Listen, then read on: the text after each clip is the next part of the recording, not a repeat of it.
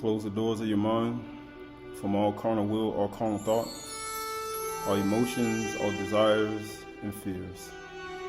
Lay aside every weight and every thought in your makashaba, in your thoughts, in your mind, that may weigh you down, and the sin that so easily besets you, that can easily take over in your mind. For this is the day of freedom. This is the day that Yahuwah has made, and we will rejoice and be glad, be simcha in his debar continually. As we go about and expand our understanding, expand our thoughts and our minds, expand our da'af, our binah, and our kokma, and our thoughts and our minds, we look to the one who sits in the highest Shamy'ny, who gives all air and breath to all creatures, to all beings on the earth.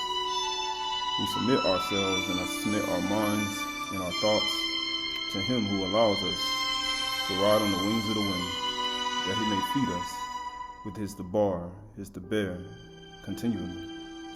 In our thoughts and our minds, when we sit in the house, when we walk by the way, when we lie down, when we rise up, that our thoughts and our minds may be fixed on him, fixed on his Ben Yahusha, fixed on his word, his debar, on his understanding, that we may wage the warfare that we are waging correctly. For we are in a spiritual fight in our minds. For the battle is within before it's without.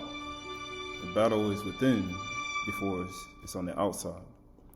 Knowing that the war that's been raged and been waging since for over 6,000 years is still raging today in 2022 AD. And through the fight between good and evil and Taub and Ra in the earth, we now sit and we depend on the very Ruach that created all things, that it may resonate inside of our minds, that it may hover and move in our thoughts, in the center of our mind, down through our pineal, even through our frontal lobe, our frontlets between our eyes, the commandments, the statutes, and the Turah.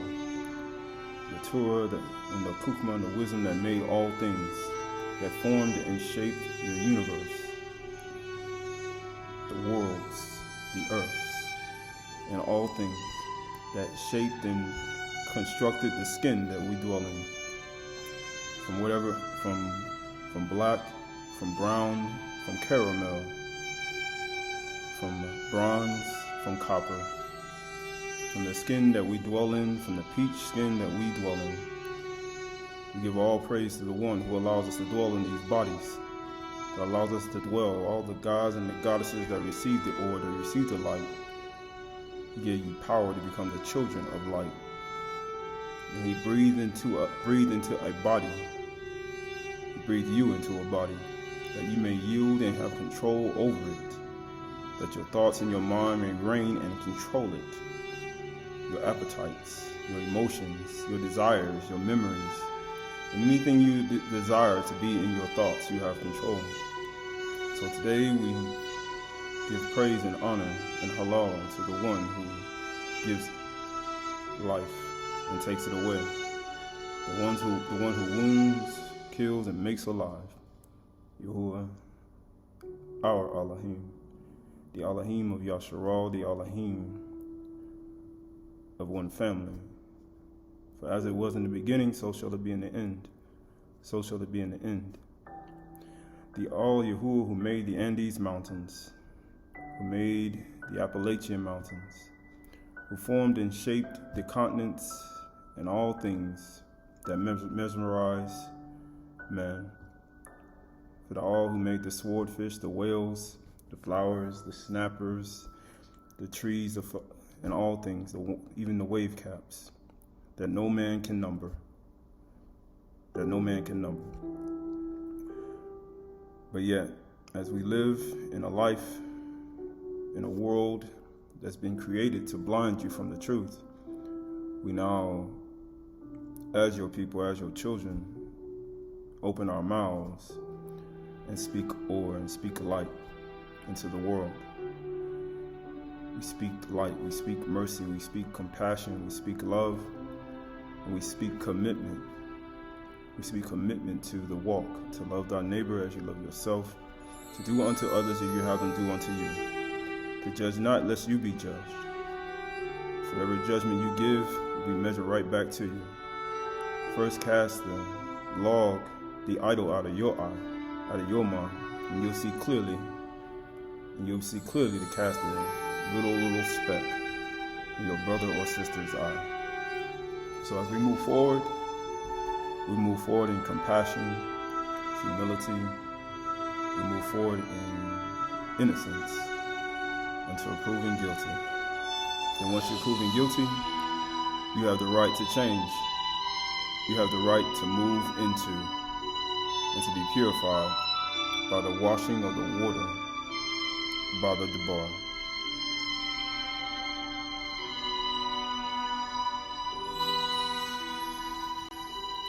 So this is ODE Shaluma, chapter 8, or ODE 8. It says, open your hearts, open your mind to the exaltation of Yahuwah, and let your love, ahab, abound from the heart to the lips. So when we start looking at our mind, looking at our makashaba, our lave, our love, we look at that as our focal point of our thoughts that create the fruit of the lips, that things that we amar or speak out of our mouths create. It forms and shapes our reality. It forms and shapes our habits. It forms and shapes our future. Right? Verse 2 says, in order to bring forth fruits to Yahuwah, a Kadush life. The fruit of Yahuwah is a lifestyle of love, compassion, humility, mercy, gentleness, meekness, temperance, forgiveness, joy, gladness, patience, right? His life, a Kadush life. And to speak with watchfulness in his light, his or. The or that was in the beginning, Ruach Marakaf, right? The earth was without form and void. It had no building, it had no furnishing, it had nothing. Everything was dead. But he said, in watchfulness in his light, watch unto prayer, stay awake. Verse 3, stand and be established. Stand and be established. You who once were brought low, you who were once brought low in humility, one who was brought low through brokenness, who realize who they are, who realize they're wrong, who realize their shame. He said, now stand and be established, just like a seed comes out of the ground, out of the soil, and pokes his head in, looking for the sun and reaching for the sun. Stand. It says, you who were in silence, speak, for your mouth has been opened. For all those who are in silence today, who are hiding, don't want to speak, he says, spring up. Who shall rouse him up? Who shall rouse him up? Who shall get him up? He said, for your mouth has been opened. He said, you who were despised, from henceforth be raised. For your righteousness has been raised. It has been raised. It's been raised from the dead. Death is swallowed up in victory. For the right hand of Yahuwah is with you. Right, we look at Yahuwah's right hand as this force. Right, people say that the force be with you, right?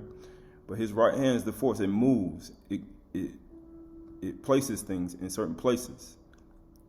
His right hand, his mighty right hand.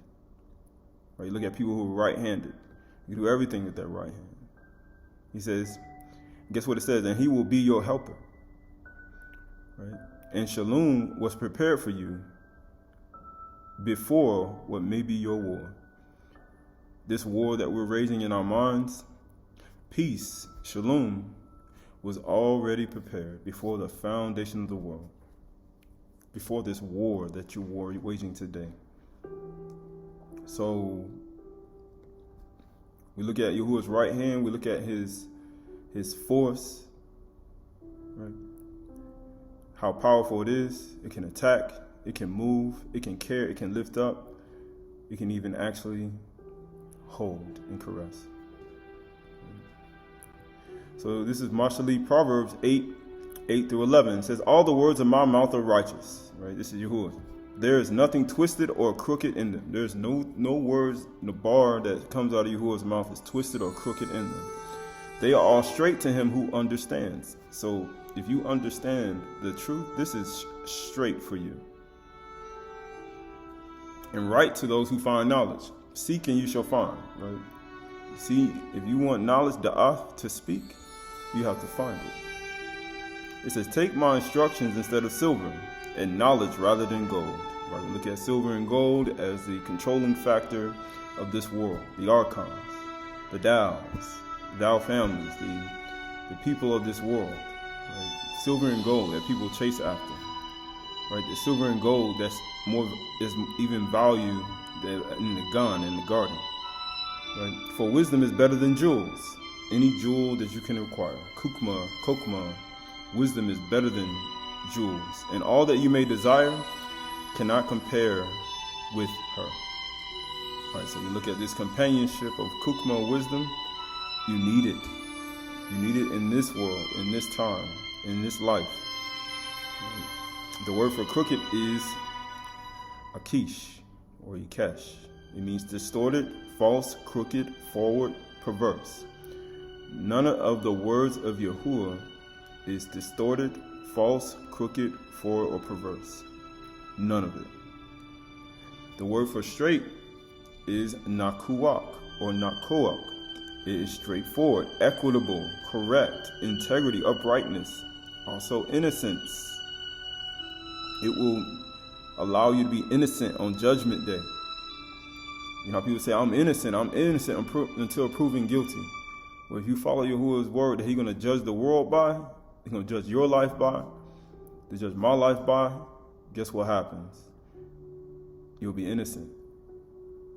All right? If you're covered in it, if you're filled with it, you'll be innocent on the day of judgment. Right? So this is Tahalim, Psalms 111 and 10. It says, the fear of Yahuwah is the beginning of wisdom. Kokma. The fear of Yahuwah. The Yirah of Yahuwah is the Rashid of Kokma. The beginning. Just like we read in the beginning, the house, the beginning of the creation of the gods. All the gods and the goddesses who receive the light, he gave you power to become. He gave you power to change. That's what becoming is. He gave you power to change in a moment, in a twinkling of an eye. It's the Rashid. It's the beginning of wisdom. All those who practice it, all those who practice changing,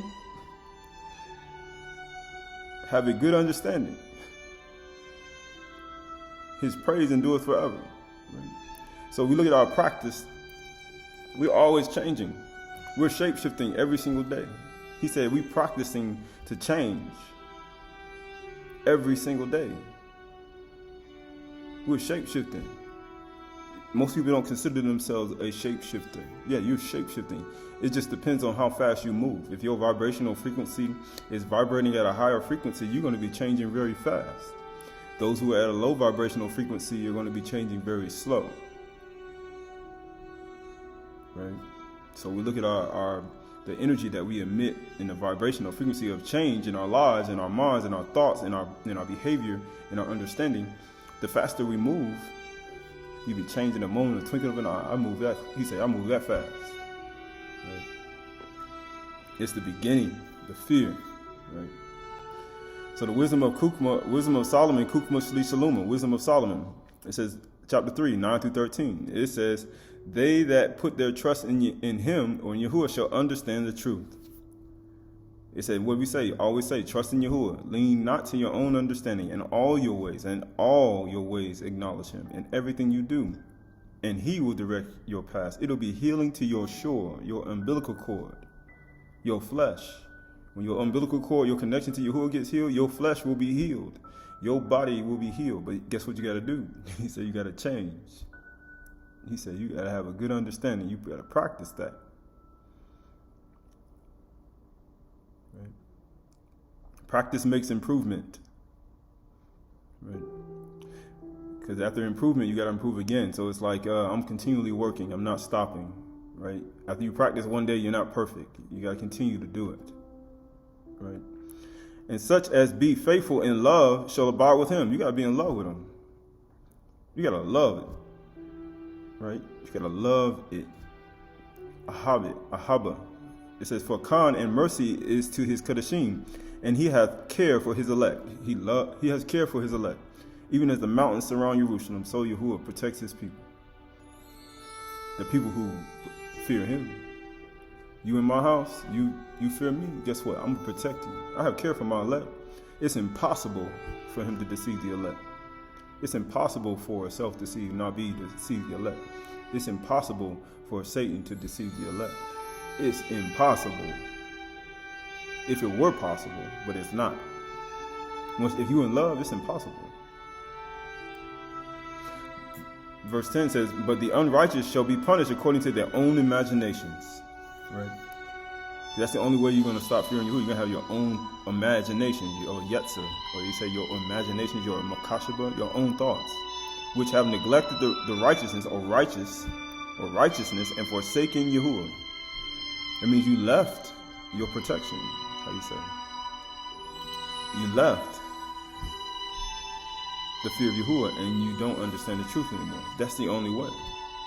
It said, for whoso despises wisdom and nurture, whoso don't fear Yahuwah, don't have kukma, right? They despise wisdom and nurture.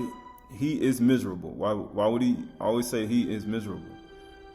Their hope is vain. Their labors unfruitful. That means they have no fruit of the lips. They have no wealth. They have nothing, right? They haven't increased in anything. Right? They haven't become great, as Bereshit told us. Be fruitful and multiply. They haven't taken on Yahuwah's image. Right? And guess what it says? And their works unprofitable. How are you going to work? How are you going to do anything in the world when you don't have these things? He said, there's no way. He said, your works unfruitful and unprofitable because you despise the wisdom, kukma, and nurture. That's all around the world. If you don't want it, then it's here. In every country, every continent. You just got to search for it. It's here. It's everywhere. The word, the bar is here on the earth. All the gods and goddesses who receive the light gave you power to become, to change, to speak light. Let there be order. He said, seek ye out of the book of Yahuwah and read. Nothing in there going to fail. Everything else will fail. He said, Shamy'n is my throne, the earth is my footstool. He said, Shamy'n will pass away, the bar will never pass away, right? He says, and their hope is in vain, and their labor unfruitful, and their works unprofitable. Anything they do. He says, their wives are foolish, and their children wicked. This is not that hard. Right? He said, he, which he's talking about, Ish, a man, Adam, right? Despising wisdom and nurture, and guess what happens? The wives are foolish, and the children wicked. And their offspring is cursed. My son, despise not the commandment of the father, nor the teaching of your mother. Right? So if they both got wisdom and nurture, the children ain't going to be wicked. They shouldn't be. If not, they forsaken Yahuwah and the teaching of their mother and their father. That's the only way. It's not that hard. It said their offspring is cursed. And people want to know why. The curse, the black man cursed, the brown man cursed. That's what you hear. Why? Because you left your intellect. You left it you left it. You left Yahuwah. You left his commandments. You left what he told us to do. He left what Adam told him to do. And you look at any other family, whether black, doesn't really matter, brown, white, peach, it don't matter. You look at the circumference of a household, and then you despise wisdom and nurture, just understand your house will be in chaos. And not only your house, but also you yourself. Your body, your mind, and your mind, you're going to be in chaos. And you're going to be a cursed individual. Right? So this is Sirach chapter 1, 2 through 21. It says, who can number the sand of the sea and the drops of rain, the days of eternity? Can you do that? Go grab some sand, and by the time you count it, I was just at the beach the other day. By the time you count it, you won't be able to count them. By the time they drop to the ground, you won't be able to count them sands in there. It'll take you your whole lifetime. You won't be able to count the drops of rain. It was raining the other day, right? Tropical storm. All that raindrops, can you count all them raindrops that fall on the ground? Absolutely not. Can you count the days of eternity? No, it's infinite. Verse 3 says, who can find out the heights of the Shamy'ms? Can you measure all the heights of the Shamy'ms? Well, you got some writings about someone whom Yahuwah gave it to, but Yahuwah had to give it to him. You ain't gonna figure it out, not by yourself. It says, and the breadth of the earth, and the deep in wisdom. Can you find it out? It says, wisdom have been created before all things, and understanding of prudence from everlasting. The kukma, the wisdom, before all these things were created. It was already here, and understanding. People say, why do I need wisdom and understanding? Why? So you can have that same understanding and knowing that these things that you see, you didn't create it. It says, the word of Yahuwah Most High is the fountain of wisdom. The Debar. That's the fountain. And her ways are everlasting commandments. They still here. The sun rises out of the sixth portal. The seasons change always. After a 90-day cycle, after 90 days in the transition times, everything stays the same. The constellations still move in a certain fashion. When they come into alignment, it's still the same. Everything's fixed. The dew comes on the ground in the morning. The flies, the insects stand to watch the sunrise. You praise Yahuwah. The birds, the cold, the hot, the heat, everything. Fall, winter, summer, spring. Everything's the same. The volcanic ash, everything. The earth trembles and shakes like earthquake. Everything stays the same. Right? It says, to whom hath the root of Kukma been revealed? Or who hath known her wise counsels? Right? People talk about these things, right? Who has it been revealed? Unto whom have knowledge of wisdom been made manifest? And who have understood her great experience? Because that's an experience in itself to get wisdom and understanding. And you get 1,000 years of information in one day. You get a whole 6 months of information in one day. That's an experience. So verse 8 says, there is one wise and greatly to be feared, Yahuwah sitting on his throne. For that's the beginning. That's Rashid. That's the beginning of Kukma. That's the beginning that created the earth, the sea, the fire, and everything in it. The sea that got us decreed and told not to pass the sand. Right in the middle is a commandment, and it obeys it. It obeys the word. Do you? Yeah. Verse 8 says, there is one wise and greatly to be feared, who is sitting on his throne in the highest Shamy'm. Right? Shoot, even Balaam or Balaam had to fear him. He said, did I tell you to go? No. I didn't tell you to go. I don't care if you're a sorcerer, magician. I don't care if you got all these abilities. I mean, you still got to obey Yahuwah. Right? It says, he created her and saw her and numbered her and poured her out upon all his works. He poured it all out on all his works. Everything you see created, he poured all his word on it. Even you. How you think your body, your hairs, you say you can't even number the hairs on your head. Can you do that? He said he created that by Kukma. That thing has its own mind. It can do it. It does it all by wisdom. It says she is with all flesh according to his gifts, and he hath given her to them that love him. People say, why I don't have Kukma? He said, do you love Yahuwah? Do you love his word? That's one thing that one has to ask themselves. James or Yaakov, well, Yaakov chapter 1, he said what? He said, anyone lacks wisdom, let him ask Yahuwah. He gives it to all. But be careful how you ask. Make sure you're in love. Or you ain't going to get nothing. So verse 11 says, the fear of Yahuwah is honor and kabod and gladness and a crown of rejoicing. That's what's going to happen. A crown of rejoicing. And it's going to bring gladness and kabod and glory, right? But why? Because you fear him. You have Kukma understanding. It's in your mind continually. The fear of Yahuwah maketh merry heart, and giveth joy and gladness and a long life. People say, how am I going to get long life? Joy, gladness, and a merry heart. Long life. You get that. He said, man, you have a very long life. Right? He said, whoso fear of Yahuwah, it shall go well with him at the last, and he shall find favor in the day of his death. Why? Because the fear of Yahuwah is the beginning of wisdom and understanding. And why is that? You have favor on the day of your death. Why? Because that's a judgment day. Why? Because you have wisdom and understanding, and you have a good understanding, which means you change. You have power to become. You can change. So when you change in the moment, twinkling of an eye, when you go to your death, guess what happens? Judgment day. Well done, my good and faithful servant. Right? But if you despise wisdom and nurture,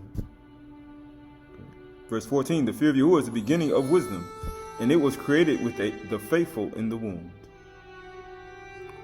And the faithful in the womb, we talked about before, humble yourself like a child. You will never enter. It'll be healing to your umbilical cord. The faithful in the womb. So where are you?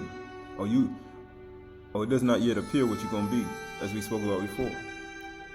You got to be faithful in the womb before you're born. Why? Because when you die, he said, according to weak fall and die, it bides alone, but when it die, it brings forth much fruit. So fear Yahuwah is the fullness of Kukma, and filleth men with her fruits. She filleth all their house with things desirable, and the garners with her increase. The fear of Yahuwah is the crown of Kukma, making peace and perfect health to flourish.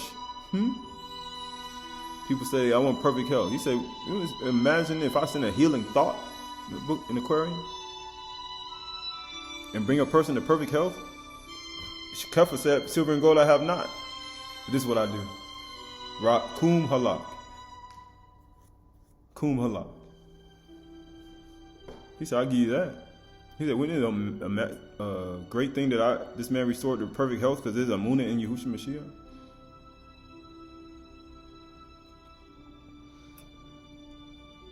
It says, make it perfect health to flourish, but both which are the gifts of Yahuwah, and it enlarges their rejoicing that love him. May you be in good health, even as your soul prospers.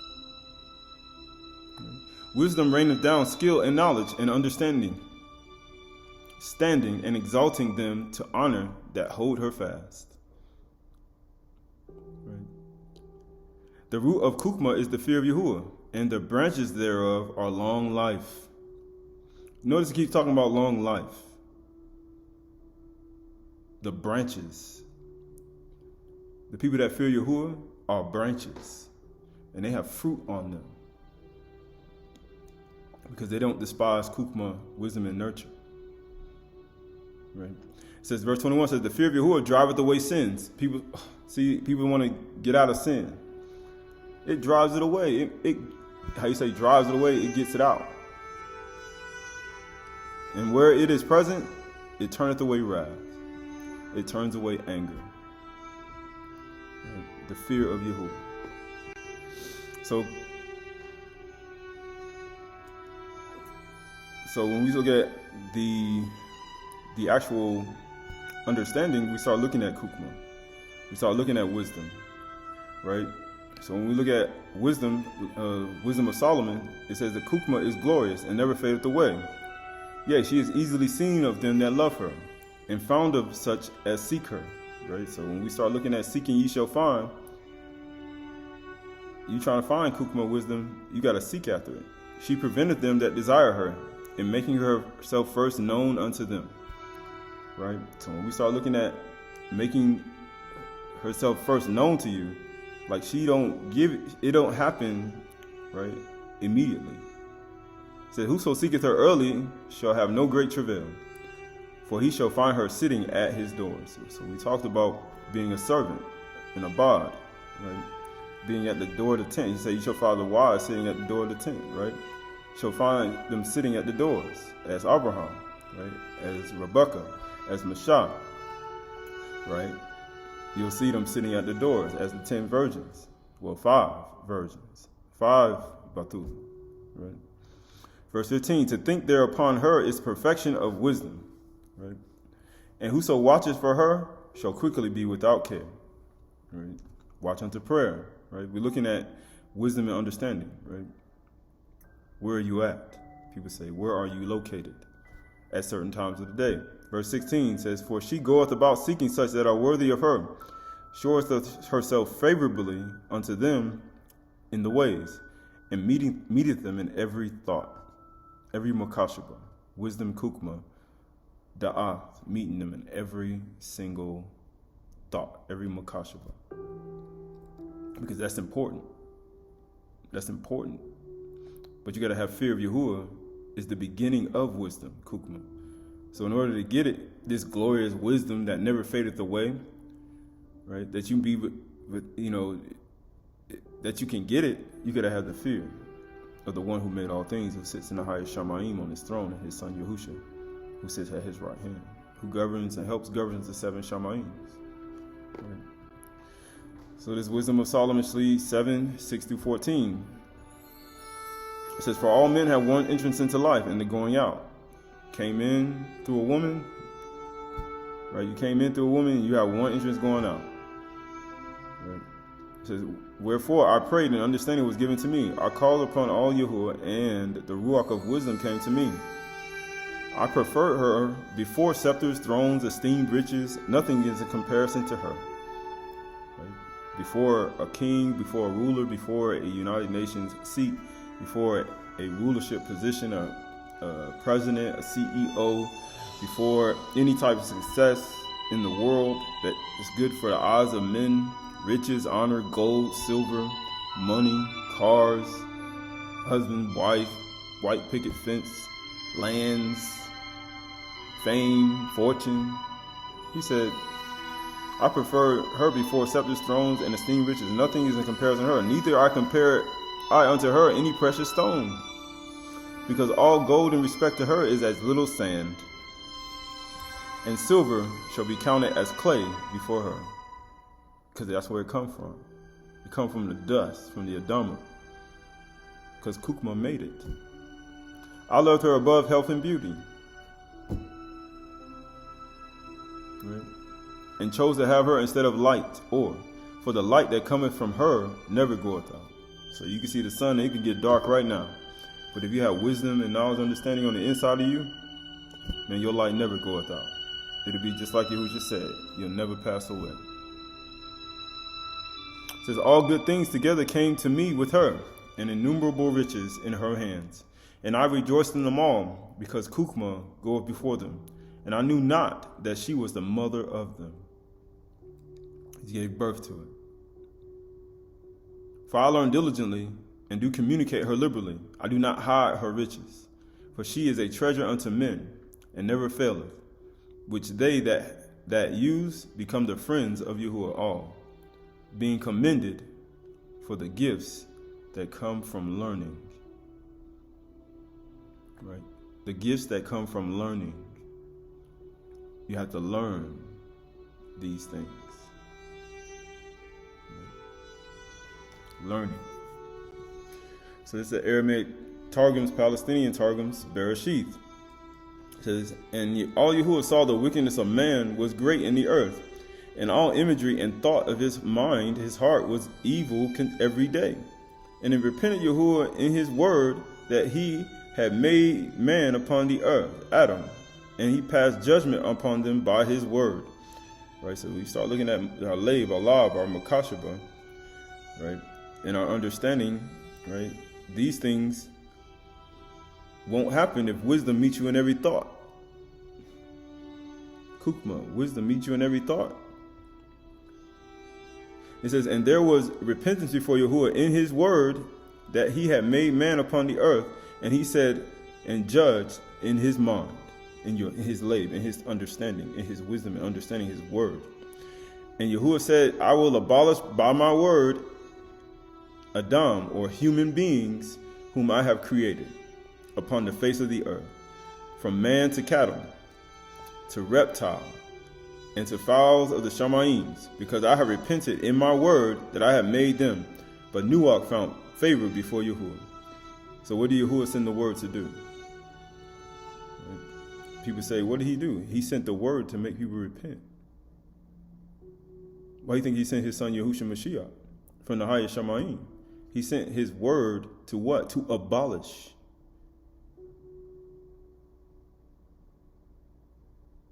How you say? To abolish. You know, all the sins that people had. Here right now, he came white that junk. He whited it all out. He abolished it and gave him another chance. He gave one another chance with a clean slate. And he did it. Yahuwah did it by his word when he sent it here to do it. He said, unto us a child is born, unto us a ben is given. He said, and you shall call his name, they say, Emmanuel, Yahushua, for he shall save his people from their sin. The word was made flesh. He said, because I have repented in my word that I have made them. But Nuach found favor before Yahuwah. Because you know why? Because he received it. Because he received it.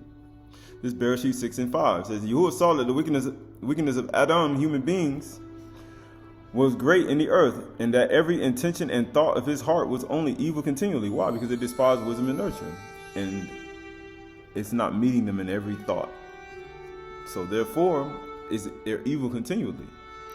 And Yahuwah regretted that he had made man on the earth, and it grieved him to his lab.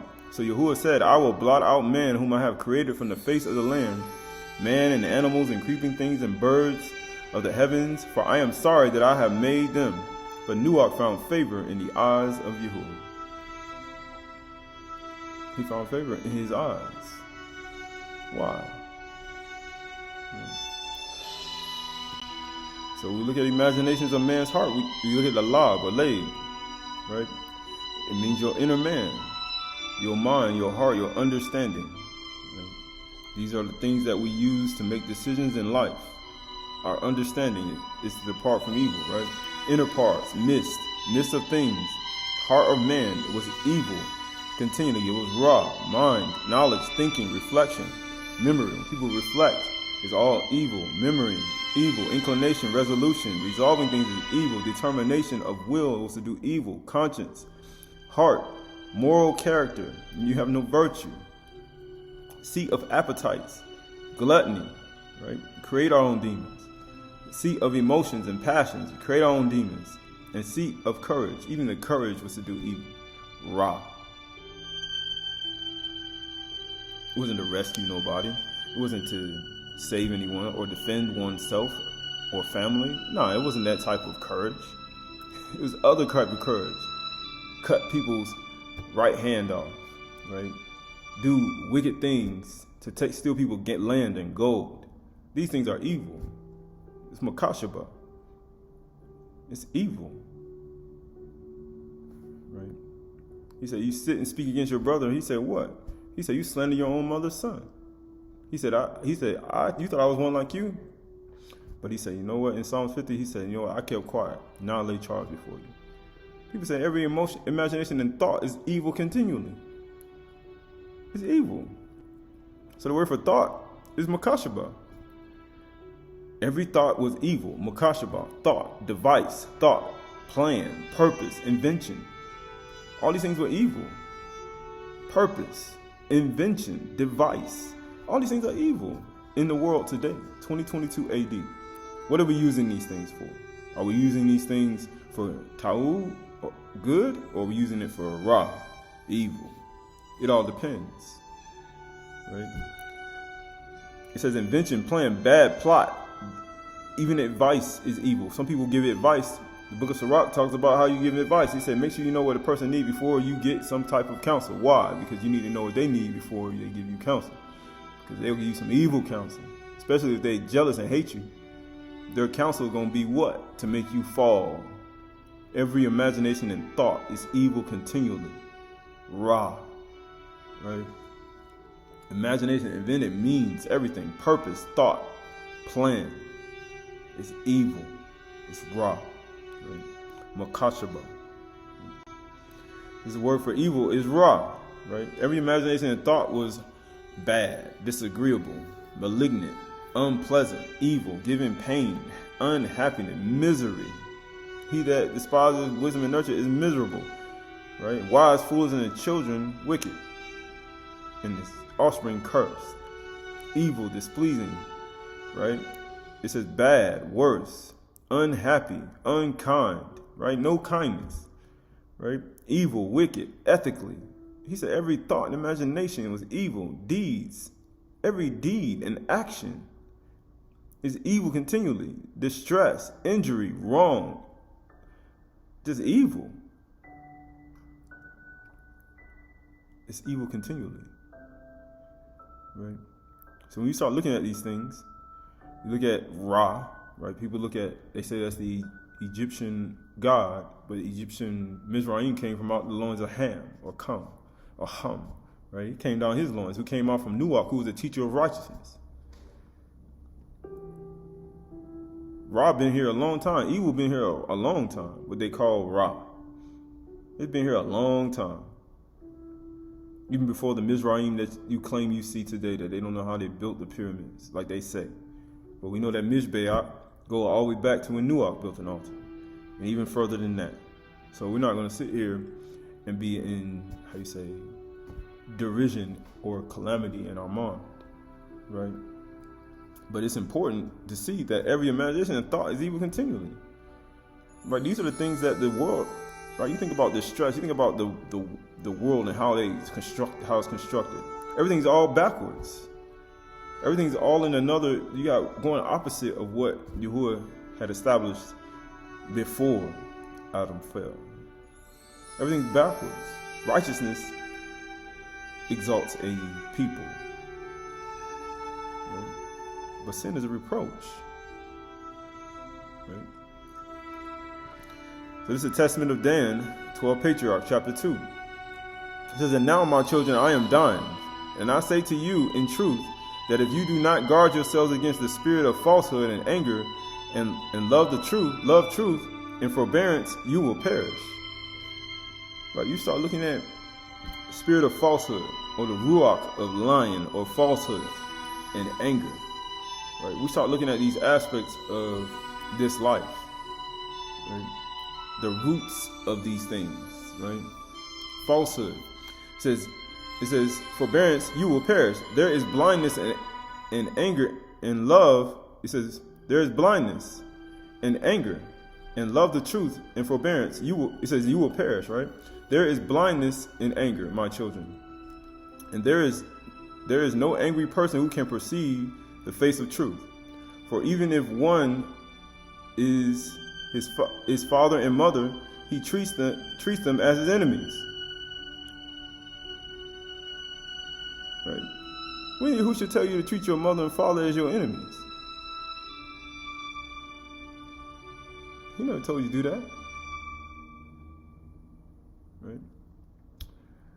It says, if it is a brother, he does not recognize him.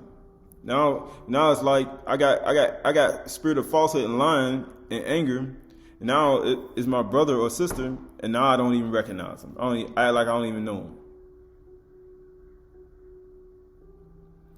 And people say, what type of spirit you got? People say, you got a spirit of falsehood and anger. Guess what it says? He does not recognize him. If he is a Nabi or a prophet of Yahuwah, he misunderstands. Or you say a self-deceived Nabi. A self-deceived Nabiyah. A self-deceived person misunderstands. Misunderstands what? The truth. They that trust in Yahuwah understand the truth. He said, you misunderstanding it. So if it is a just man, he is unaware of him. If it is a friend, he ignores him. Right? Look at these things. These are all, we got the spirit of falsehood and anger. For the spirit of anger ensnares him in the nets of deceit. So now you start looking at the transference from ruach of falsehood to anger, then you're in deceit mode. So you now went from 3 spirits. Right?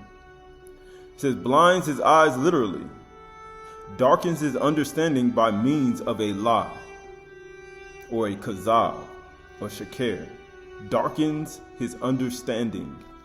They that trust in Yahuwah understand the truth, which means the understanding has now been darkened. So now you're literally just like it was in Bereshit, without form and void. have not, how you say, regained your God-like state or your goddess-like state. Your understanding has now been darkened. He said, by means of a lie. It says, and provides him with its own peculiar perspective. Every imagination and thought is evil continually. They that trust in their own way, imaginations, guess what he said? They're going to be punished. Why? Because they despise wisdom and nurture.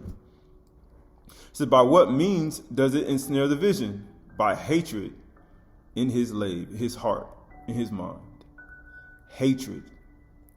By what means does it ensnare the vision? You can't see. It ensnares the vision.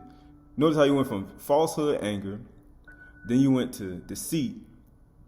Why? Darkening your understanding through a lie, and then you have your own mind, your own imagination, your own perspective, and then it messes up your vision. You can't see.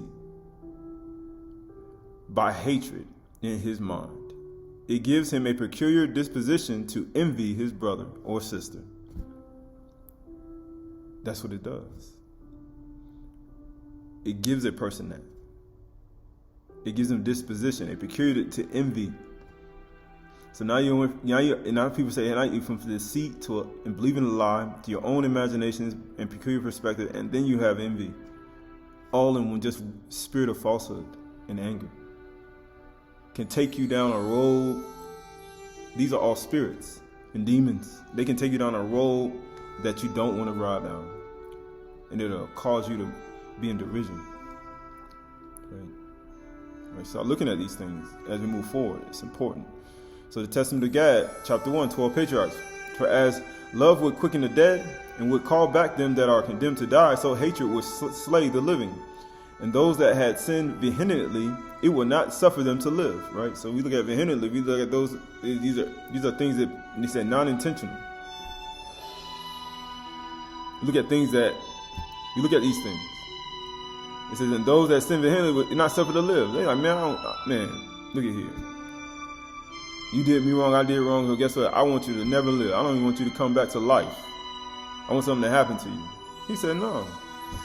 He said, for the ruach of hatred working together with Satan. It does. Through hastiness of spirits. It's the spirits. Spirits. Like Dawood said, created me, bara balei tahar lab kadashah balei hayashar ruach. Created me a clean heart, a mind. Renew me the right ruach. Get rid of that deceit out of my mind.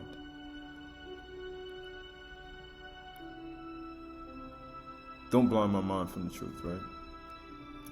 And it says, that ye, my children, it says, for the ruach of hatred working together with Satan through hastiness of spirits and all things to men's death. For the wages of sin is death. But the ruach of love, ahaba, fitri, amor, libe, working together with the Turah of Yahuwah in long suffering unto the salvation of men. Long suffering. Just like Yahuwah is long suffering to us, that none should perish. Why would you want somebody to die in their sin? So therefore, he wants us to be the same way. Verse 25, hatred therefore is evil. He said, man, that stuff is evil. For it constantly mated with lying. So we start looking at lying, as we just read in the Testament of Gad. He said, man, it darken your understanding. It darkens it. There's no more ore. He said, you're the light of the world, a city that cannot be hid. And it says, speaking against the truth. Why? Why are you speaking against the truth? Because now your vision is blurred. And when you have, how you say, anger and falsehood, it what? It does not allow you to perceive the truth. Guess what it says? And it makes small things to be great and causes the light to darkness. That's what it's going to do. It's going to darken your mind, your understanding. And call it the sweet bitter and teaches slander and kindleth wrath and stirring up war. War where? In your thoughts, in your mind, in your being, in your body, at night when you sleep, in the morning when you wake. It's a spirit. It says, and violence and all covetousness. Right? I'm going to kill you for that. I'm going to take your stuff. All violence, all kamas, unjust gain. It fills the mind. people say, going down this road, it says, it filleth the heart with evils and devilish poison, or Satan poison, snake, an ass. You got bit. But you got bit. The serpent bit me. Yeah. It says, these things, therefore, I say to you from experience. Right? So when we start looking at experience, he's older than you. The ancient and the honorable, right? He said, what? Let they speak. Let them utter wisdom. He said, from experience. My children, humble yourself like a child. He said, you will never enter. That you may drive forth hatred, which is of Satan, and cleave to the love of Yahuwah. That's how you do it. Aha. It said, righteousness casteth out hatred. Humility destroyeth envy. Don't forsake righteousness. Don't despise wisdom and nurture. And don't forsake Yahuwah. Stay in love with him. It says humility driveth forth, destroyeth envy, destroys it. Humility. Humble, meek, and lowly. Like I said, I'm your humble servant, waiting to serve. Verse 28, for he that is just and humble, right? What's everything's true, just, pure, lovely, thinking on these things, and humble, meek and humble, kana, is ashamed to do what is unjust, being reproved not of another, but of his own mind. Because Yahuwah looketh on his inclinations of his own mind. So how you know you in your own mind? Because you're creating Yahuwah's image, which means if you're creating Yahuwah's image, anytime these things are spoken, anytime thing you do wrong, guess what? In your own mind, you understand that this is evil, and then you what? Blot it, or you say abolish it. It says casting down imaginations and thoughts, and every thought that rises against the Mashiach, against the word. You take control of your body in your mind, and you cast it down in your mind. Because Yahuwah looketh on his inclinations. That's what he's looking at. He looked at Cain's inclination, David when he committed adultery's inclination. He looked at Manasseh's inclinations. He looked at the people who made the golden calf inclinations. He looked at Pharaoh's inclinations, Nebuchadnezzar's inclinations, right? He looked at Athaliah's inclinations. Right? He looked at Sarah's inclination. He looked at everybody's inclination. Looking at the things that you're dealing with in your mind.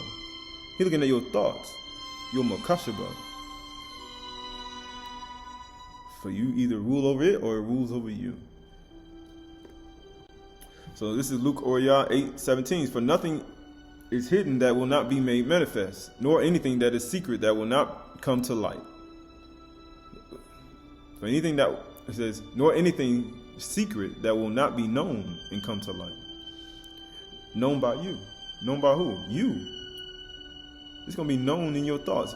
It's coming to light. People say, or. Yeah, it's here. The light, or, is here. Yuchanan 4:3-20. For everyone who does wicked things hates the light. They hate or, and does not come to the or, the light, lest his work should be exposed. In Bereshith bara Elohim, right? Beginning of the creation of the gods, or higher, and light came in existence and came to be.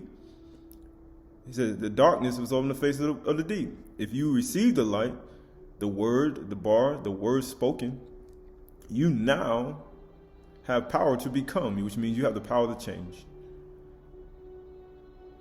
For the fear of Yahuwah is the beginning. You have power to change. I can change this. I don't have to have envy. I don't have to have anger and falsehood and deceit and hatred. I don't have to have that anymore. I don't have to have lying, because a lie darkens my understanding, and I'll be just like a dark form and void hypocrite. Right? That's what one will become. Not becoming a child of the children of light, you just become more. He said, I'll become more of a hypocrite.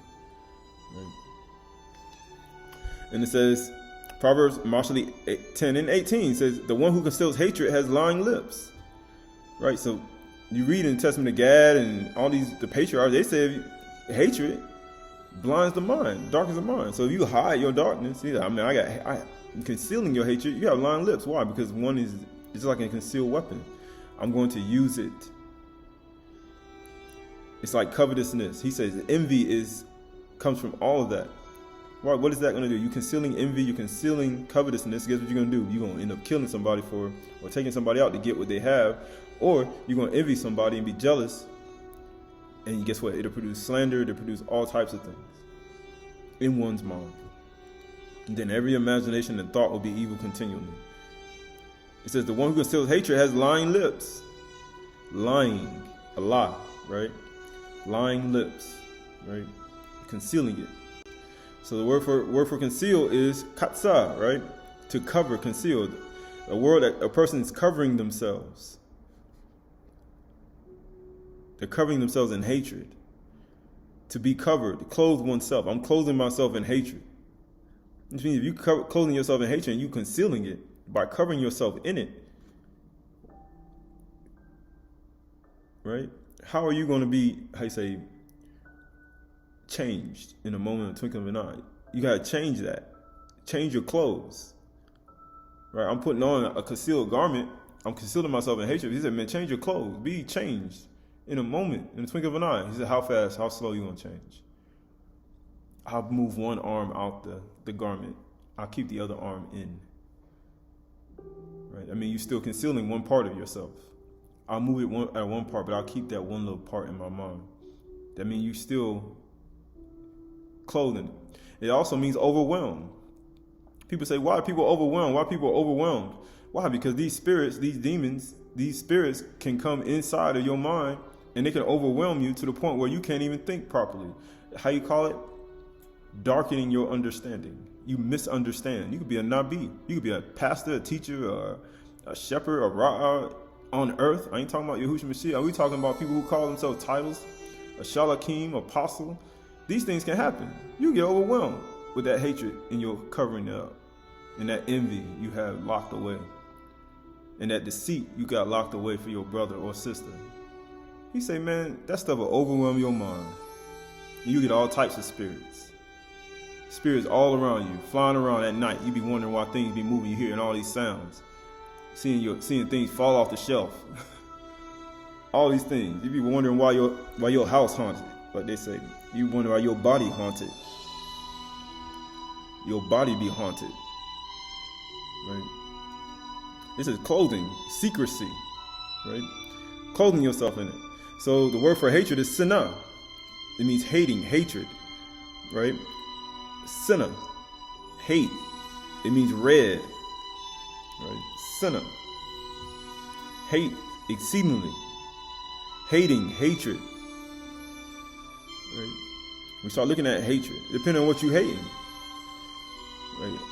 Hating, right, is a different type of hate when you hate things that are evil than when you hate things that are righteous. Right? When we start looking at these things, he said, you covering yourself in that. I'm clothing myself. Katsa sana.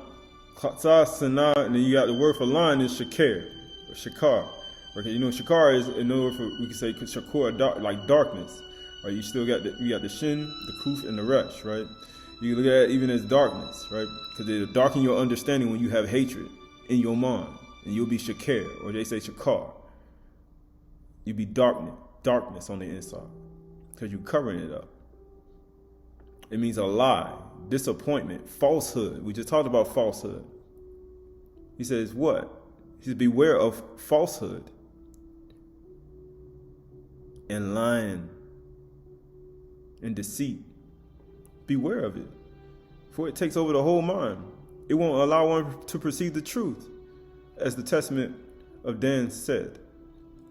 He said it won't allow you to perceive the truth. He said, man, it'll bring you to deceit.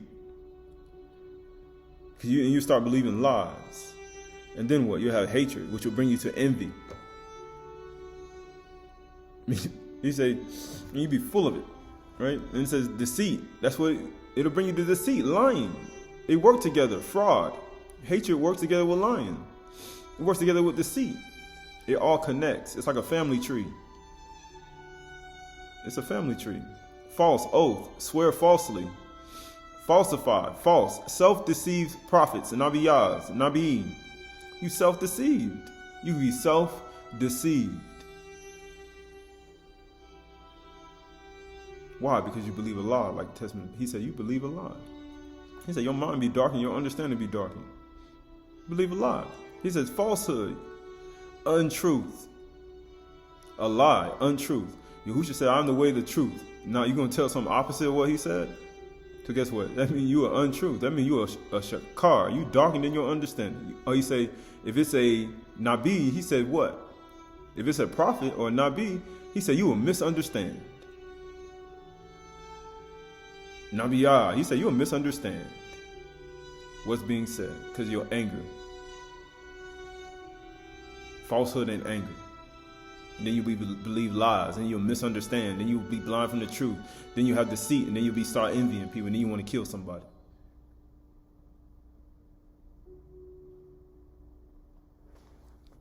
Steal, kill, and destroy. So Shaly'shy 17:4 says, an evildoer listens to wicked lips, and a liar, or shakar, gives ear to a mischievous tongue. Right? When you get evil, he says evil is evil spirits. These are evil spirits. He said when you have evil spirits, you'll listen to wicked lips because you'll listen to a lie. And he said, and a liar will give ear to a mischievous tongue, a language, anybody who's speaking, right? So the word for evildoer in Proverbs 17:4 is ra. It says what? An evildoer, what? A ra, a person who does bad, evil, a person who has every imagination and thought is ra continually, will do these things. It says what? To be sad, to be wicked. People say spirits can't make you sad. Yes, they can.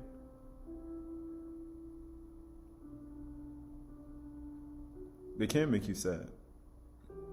They can also make you fast too.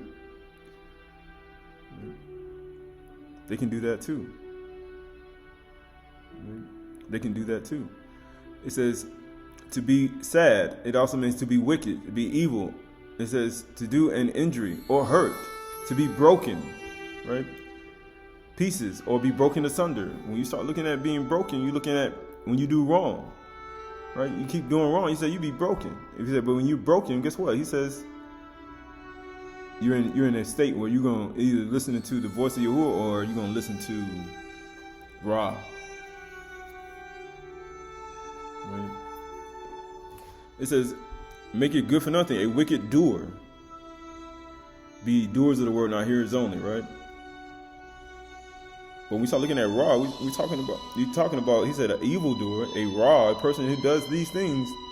It says, will listen, or kashab, right? To hear, they will be attentive. Kashab, they will be attentive. Pay attention to lies. They will prick up the ears. That is hearken, right? They will prick up the ears. Woo! They'll just get pricked up. They'll get hyped. How you say, get energy. He said, man, it'll hearken, right? So the word for wicked it says avin or aun, right? It means what? Trouble, wickedness. They'll listen to wicked, sorrow. They'll listen to sorrow, trouble, idolatry, iniquity, wickedness, vanity, wickedness. They'll listen, especially an idol. They'll listen to these things, evil, false. He said they will give attention to wickedness, idols, iniquity, wickedness, vanity. They will give attention to it. To do what? The word for lips is safa, right? And it means what? Lips, language, speech. You give actually attention to these things, to a language that is evil, that is wicked, that is an idol. He said you'll give attention to an idol. A vessel of water, a band, binding, border, brim, brink, edge, language. You'll give attention to it. He said you will. He said you'll give attention to these language and speech. Why? Because you're in that state. Every imagination and thought is evil continually. So when a person with mischievous tongue, a lying tongue speaks, you give attention to it. And when you give attention to it, then you find yourself in destruction. So the word for mischievous is hawa or hava, right? And it means what? Desire. You give attention to desire, engulfing ruin, destruction. Mischievous, a destructive tongue, right? A destructive. He said you'll give ear to it. A tongue that's getting ready to bring you ruin, a language that's getting ready to bring you ruin, a destruction, Falling, desire, also ruin. People say, how do people fall? Through a mischievous tongue, a lying tongue, a lie. Just like we read in the Testament of God. He said, you're going to be engulfed in it. Your whole mind going to be filled with it. You're going to darken your understanding, or you're going to misunderstand. Your mother and father is going to make you be evil towards your mother and father. You're going to count them as your enemy. Matter of fact, if you're your brother, you're not even going to recognize him. Be your friend, you're going to ignore him. That's what this stuff will make you do. That's what Satan and his demons do. No brotherly kindness, no sisterly kindness, no sisterly greeting, no brotherly greeting. None of these things happen. Right? I hate you, you hate me. I got this thing in my mind. I don't like you. You don't even know the person. These are the things that Satan do. You're going to see at the end of this. Why? Because this word for tongue is lashon. Right? You give an ear to, right, or your desire, right, and a destructive tongue, a language, a speech, because that's what it's going to do. The thing that's going to be speaking to you, if you have every imagination and thought and it's evil, and you have an evildoer, that person that's speaking to you, Satan, he's going to give you more destruction. He's going to bring destruction not only to you but also to other people in your life. Your brother, your sister, your mother, your father, man, he gonna be telling you, he be like, man, they don't like you. They your enemies. Your sister, your brother, they don't like you. This person over here, man, they got something in your mind about you. He gonna be saying all type of stuff when you're evildoer. And then you're gonna be envy and jealous, how you say, and then you're gonna want to destroy. So this is Shaly'shy, Proverbs 19:22. What is desired in man is steadfast love. Love Yahuwah. And a poor man is better than a liar.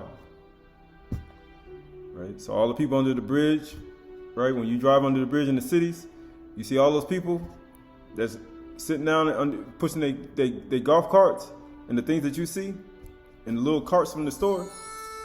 He said, man, you lie. He said, they better than you. They better than you. You might well just switch positions.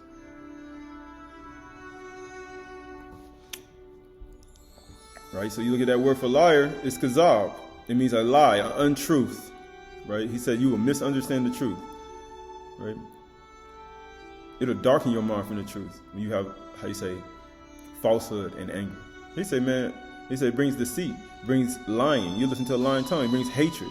And it gets with envy. He said, man, it'll be a lie, untruth, falsehood, deceptive thing. That's what Kazab is, the untruth. Anything opposite from the truth. The word or the bar. Why? You look at Yahusha, what? As the way of the truth and the life. Anything that from the truth that originally came into the world is opposite of that, it's a lie. Bereshith, Bara, Elohim, Ruach Maraka. Let there be light. Yahusha, Mashiach, right? It says the same thing, liar, deceitful, deceit, falsehood, lying, works together with hatred, works together with deceit, works together with a lying tongue, works together with envy, works together with hating your mother and your father, works together with not recognizing your brother and sister, walking right by no greet. All these things are all a part of hatred and lying and falsehood and envy, right? And these demons, how you say, it's time for them to go. Right? Shaly'shy 26 and 28. A lying tongue or shakar tongue hates its victims. Of course it does. And a flattering mouth worketh ruin. That's what it does. It hates its victims. He said, it works together with hatred and lying work together. Shakar, kazab, all these things work together. Deceit, falsehood, they all work together. Envy, they all work together. They all work together. Right? They all work together. So this is Shaly'shy, Proverbs 30 and 6. Do not add to his words, lest he rebuke you, and you be found a liar, a kazab. It would be an untruth. 2 things I ask you, and deny me them not before I die. Remove far from me falsehood, lying, kazab. Give me neither poverty nor riches. Feed me with food that is needful for me. This is needful in the world. Lying, kazab, deceit, envy, hating your mother and your father, not recognizing and ignoring your brother and your sister, your friend. You're ignoring your friend. All these things are what? Are part of anger and falsehood.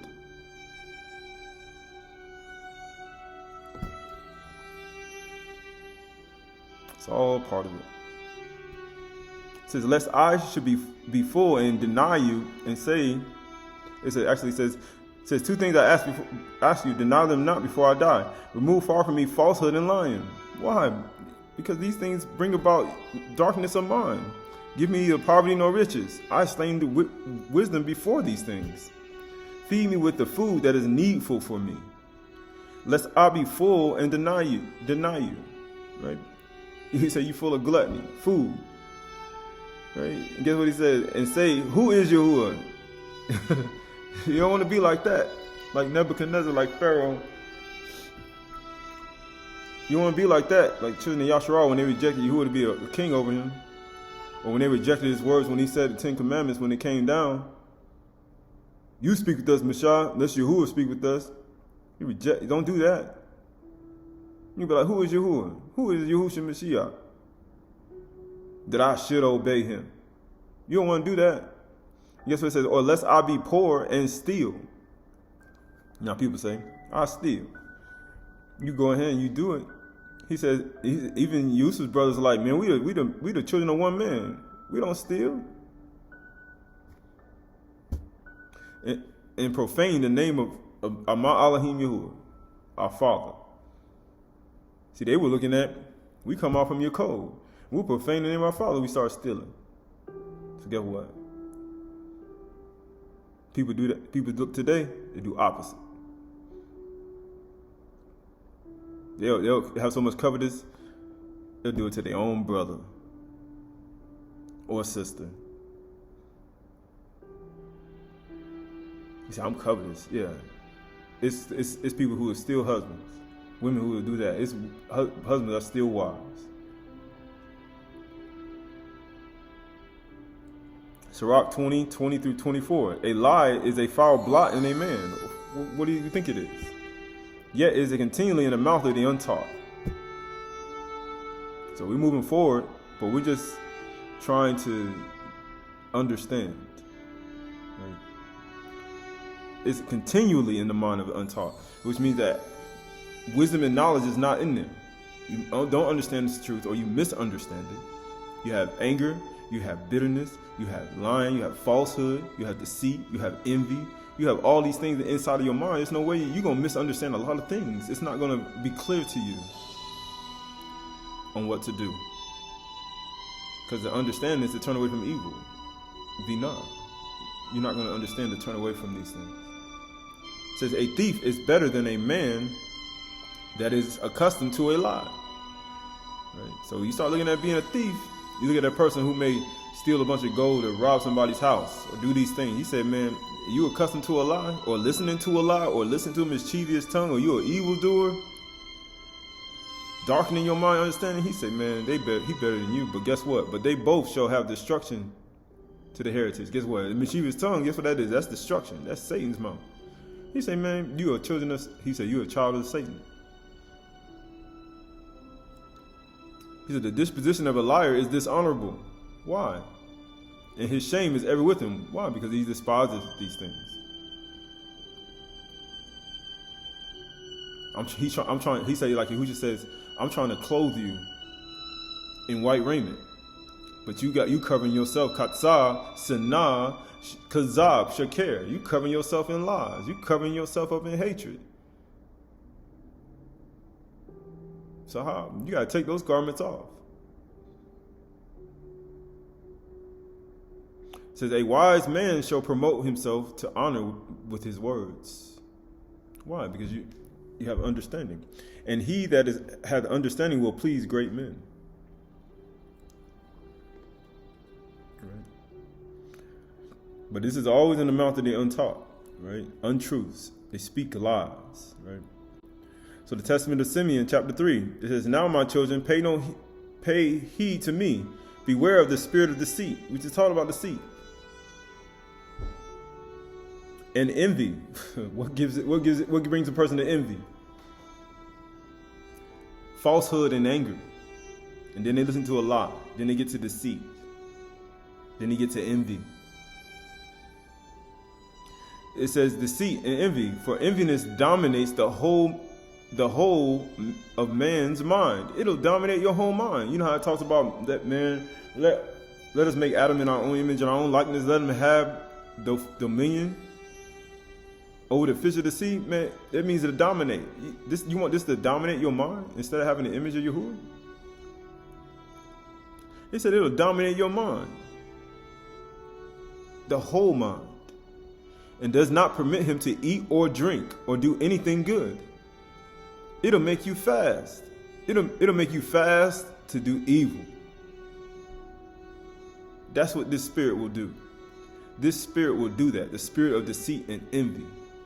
When you have anger and when you have falsehood and lying. He said lying lips.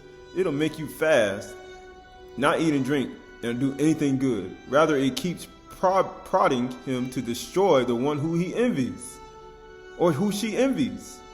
Sisters, brothers, sister, brother, sister, right? Husband, wife, minister, brother, it don't matter. Teacher, brother. It'll never stop. It'll take over your whole mind. It says, whenever the one who is envied flourishes, the envious languages, but they disappointed. Oh man, I can't believe they still prospering. They still, man, I can't take it. Right? They ain't gonna be happy until the person fall, till something happened to them. They ain't gonna be happy. Guess what it says? Out of the fear of Yahuwah. Right? They'll do it. They'll do it if you're like, I fear Yahuwah. Right? People actually do these things. Thinking they fear Yahuwah, wisdom and nurture, when he don't even delight in these things. Like, he wants men to live. But you know what they do, man? Right? But that's what it's going to keep doing. It's going to keep poking at you to destroy. Still kill and destroy. It's going to keep poking at you. It ain't going to leave you alone until you, how you say, do some things.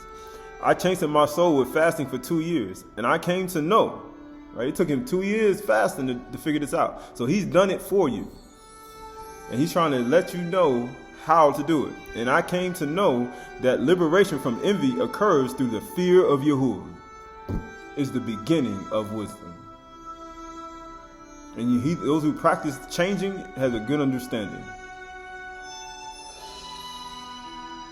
It'll give you a merry heart, gladness, joy, long life, length of days and long life. You put these spirits away, these demons, out your life, out your body, out your mind, out your thoughts, out your actions, out your behavior. These things will go. If anyone flees to Yahuwah for refuge, the evil spirit will quickly depart from him. Today is the day of salvation from this spirit, this evil demon. He says, the name of Yahuwah is a strong tower. The righteous run into it and is safe. You gotta flee right now. People say, why? Because now the spirit can't stay. It says, and his will be eased. It will take that little part. It says, for then on he has compassion on whom he envied. So now you don't went to the fear of Yahuwah. You don't ran to Yahuwah for salvation. Now you got compassion. Or you mean just like your father? Yahuwah is compassionate, loving. He said, forgiving sins, transgressions, and iniquities. He said, man, now you got compassion of whom you envy, and has sympathetic feelings with those who love him. Thus his envy ceases. It stops. But you know what most people do today? In 2022 AD, they want to hold that thing. I love the envy. I love lying lips. I love mischievous tongues. Kazab, right? Karab. I love these things. I love Kazab and Shakir. I love anger and deceit and falsehood. I love it. They are hobbit. They cover themselves in it. They conceal it. They love hating their mother and father. He said that anger and deceit and that falsehood will make you do that. Make him your father and father your enemies. It'll make you not greet your brother and your sister, sister, brother, brother. It'll make you hate them. It'll make you see a friend and ignore them. It'll if you're a prophet, Nabi, it'll make you misunderstand the truth. Do you want that in your life today? Or do you want to keep it and have a miserable life because you despise wisdom and nurture today? Right. So this is Shaly'shy, Proverbs 8:13. The fear of Yahuwah is hatred of evil, or Ra. It's hatred. Now people say, well, I hate hatred of Ra. You hate that. Hate the evil thoughts, evil purpose, evil pride, right? Arrogance. And the way of evil. And perverted speech I hate. Mischievous tongue, lying lips. Start hating it. Hate that. Don't hate righteousness and love and ahab and kindness, joy, peace, patience, meekness, temperance, and moon of forgiveness. Brotherly kindness, prosperity for people. Don't hate that. If they're righteous, don't do that. He said, I have counsel and sound wisdom. I have insight. He said, I have strength. Why? I have wisdom, understanding, and knowledge. So therefore, I have sound wisdom, I have insight, I have understanding, and I have strength. I can do all things through Mashiach who strengthens me. And you have the ability, if you believe on him, as the scripture has said, not according to a feeling or a prayer, according to what's written, guess what happens? You have strength. He said, a person that increases knowledge increases strength. Tahalim, Psalms 40:4. It says, Barak is the man who makes Yahuwah his trust. They that trust in Yahuwah will understand the truth. Who does not turn to the proud. Why? Proud people, prideful people, comes just before a fall. Why would you turn to somebody who's getting ready to fall? It says, to those who go astray after a lie, a kazab, a lie. Barak is the man who makes Yahuwah his trust, who does not turn to the proud or go astray after a lie. Right? He said, you be blessed. You be Barak. So Psalm 7:14. Behold, the wicked man conceives evil and is pregnant with mischief, and gives birth to lies, Shakir. He makes a pit, digging it out, and falls into the hole that he has made. His mischief returns upon his own head. And on his own skull his violence descends. Right, so when we start looking at birth to lies, mischief gives birth to lies. Right, we start looking at mischievous tongue, he's thinking about evildoers. He said, man, you're going to give birth to a lying tongue. And he makes a pit, digging it out. He's digging it a pit. Blindly the blind both fall into a ditch. And falls into a hole that he has made. He made it. You created your own ditch.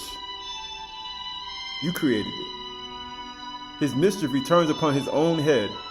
And on his own skull his violence descends. Kamas, unjust gain, violence. Right? He said, it depends on you. He said, every imagination and thought is evil continually. The earth was full of violence because of them, because of these liars. Because of your people say, because you're a liar.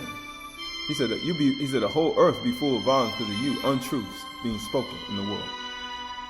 His violence descends. Psalms 101:7 says, no one who practices deceit shall dwell in my house. People say, I want to be in Yahuwah's house. I want to be in his Malkut. I want to be in his kingdom. He said, no one who practices deceit. We talk about practicing fear of Yahuwah. He said, if you practice deceit, he said, he said, no one. What part of no one don't people understand? No one who practices deceit shall dwell in my house. No one who utters lies shall continue before my eyes. No one. Right? No one. Shaly'shy, Proverbs 19:9. A false witness will not go unpunished because it's a lie. And he who breathes out lies will perish. Breathe when you speak, breath. when you breathe out your mouth. He said, man, you're going to perish.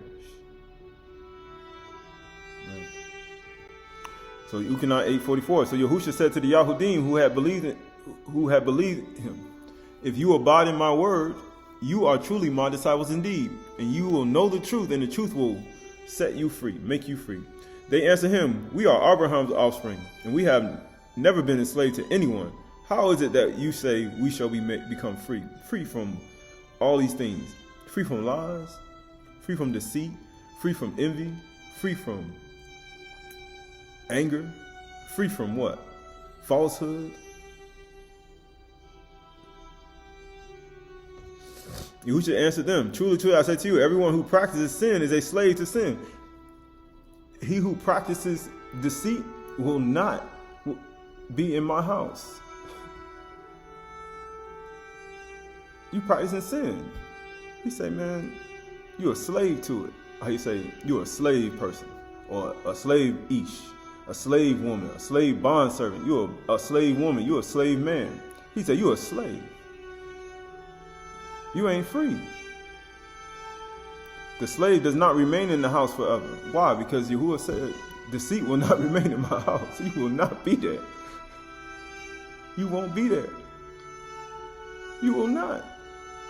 The son remains forever. Why? Because the son, the Ben, does whatever his father does. He said, man, when you start to go to the fear of Yahuwah and you run to him, he said, what? Deceit, the evil spirit, will depart from you, and you will have having compassion. You have compassion, just like the Son. Oh, you mean those who immerse in Mashiach have put him on? He said, you'll have compassion. So if the Son sets you free, you will be free indeed. You'll be free from these things. I know that you are the offspring of Abraham, yet you seek to kill me. Why would you kill somebody? Because of envy. It'll make you kill somebody. Covetous. Because my word finds no place in you. Because they despise wisdom and nurture. They despise the word, the bar, the wisdom. So therefore, it has no place in them because they despise it. I speak of what I have seen with my father, Ab. And you do what you have seen from your father. Right? There's two different fathers. They answered him, Abraham is our father. Yahushua said to them, if you were Abraham's children, you would be doing the works Abraham did. But now you seek to kill me, a man who has told you the truth. Oh, you mean they misunderstanding it. Why? Because they got anger, they got falsehood, they got deceit, they got envy, they got hatred, they got all these demons. He said, man, you misunderstood. I told you the truth that I heard from Yahuwah. They ain't ran to Yahuwah. He says, this is not what Abraham did. You're doing the works your father did. They said to him, we were not born of sexual immorality. We have one father, even all, Yahuwah. Yahuwah said to them, if Yahuwah were your father, you would love me. You would love the truth. You would love the truth. He said, you would love me. He said, please Yahuwah in love. He said, you will love the truth. For I came from Yahuwah, and I am here. The knowledge of Yahuwah has arrived, right? I came not of my own accord, but he sent me. Why do you not understand what I say? Because they misunderstanding the truth. They don't trust Yahuwah, and they misunderstanding the truth. Why? They misunderstanding the truth. Because they got anger, they got falsehood, and they got deceit in their heart. He said, it's because you cannot bear to hear my word. You can't even bear it. I can't do it. Nope. I can't do it. Like the movie Nope. They running. Nope. It says, you are of your father, the devil, Satan. Of course you are. You're lying lips. You're a liar. And your will is to do your father's desire. That's what his desire is to do. Continually. Every imagination and thought is evil. He was a murderer from the beginning. That's what he was, and does not stand in the truth. Why would he not? He said, stand those who were once brought low. Not him. He ain't standing on truth. Because there is no truth in him. Why? Because there is none. When he lies, he speaks of his own character. He's talking about behavior, life, Chudash life. For he is a liar, and he's the father of lies. So when you lie, just understand that this thing come from you. It came from Satan. He's the father of lies. Somewhere down the line, he sowed the seed in you. Long time ago, and it's still growing. But because I tell you the truth, you do not believe me. What's the truth supposed to do? Destroy the works of Satan. That's what he came here to do. Destroy all the gods and the idols. Which one of you convicts me of sin? Which one convicts me? I ain't lying. I ain't on a lying tongue. I ain't practicing deceit. I ain't got no envy. I ain't no hatred. No falsehood. You shouldn't say, I ain't got none of that. He's saying what? If I tell you the truth, why you not believe me? Whoever is of Yahuwah hears Yahuwah's words of Yahuwah. The reason you do not hear them is that you are not of Yahuwah. Why? Because if you fear Yahuwah, you're going to change. In a moment, the twinkling of an eye. He said, you practice this, you have a good understanding. He said, man, you're going to change real fast. Or how slow as you want, right? So, the Aramaic Palestinian Targums, section 3. Now, he said Satan was sinning from the beginning. He'd been a liar from the beginning, right? And the serpent was wiser unto evil than all the beasts of the field which Yahuwah Elohim had made, and said to the woman, is it truth that Yahuwah Elohim have said? Is it the truth? Because you know he a liar. The truth versus a lie. It says, have said, you shall not eat of every tree of the garden. And the woman said to the serpent, from the rest of the fruits of the trees of the garden we have power to eat. But of the fruit of the tree which is in the midst of the garden, Yahuwah hath said, you shall not eat of it, nor approach it, lest you die. In that hour the serpent spake accusation against his creator, and said to the woman, dying you will not die.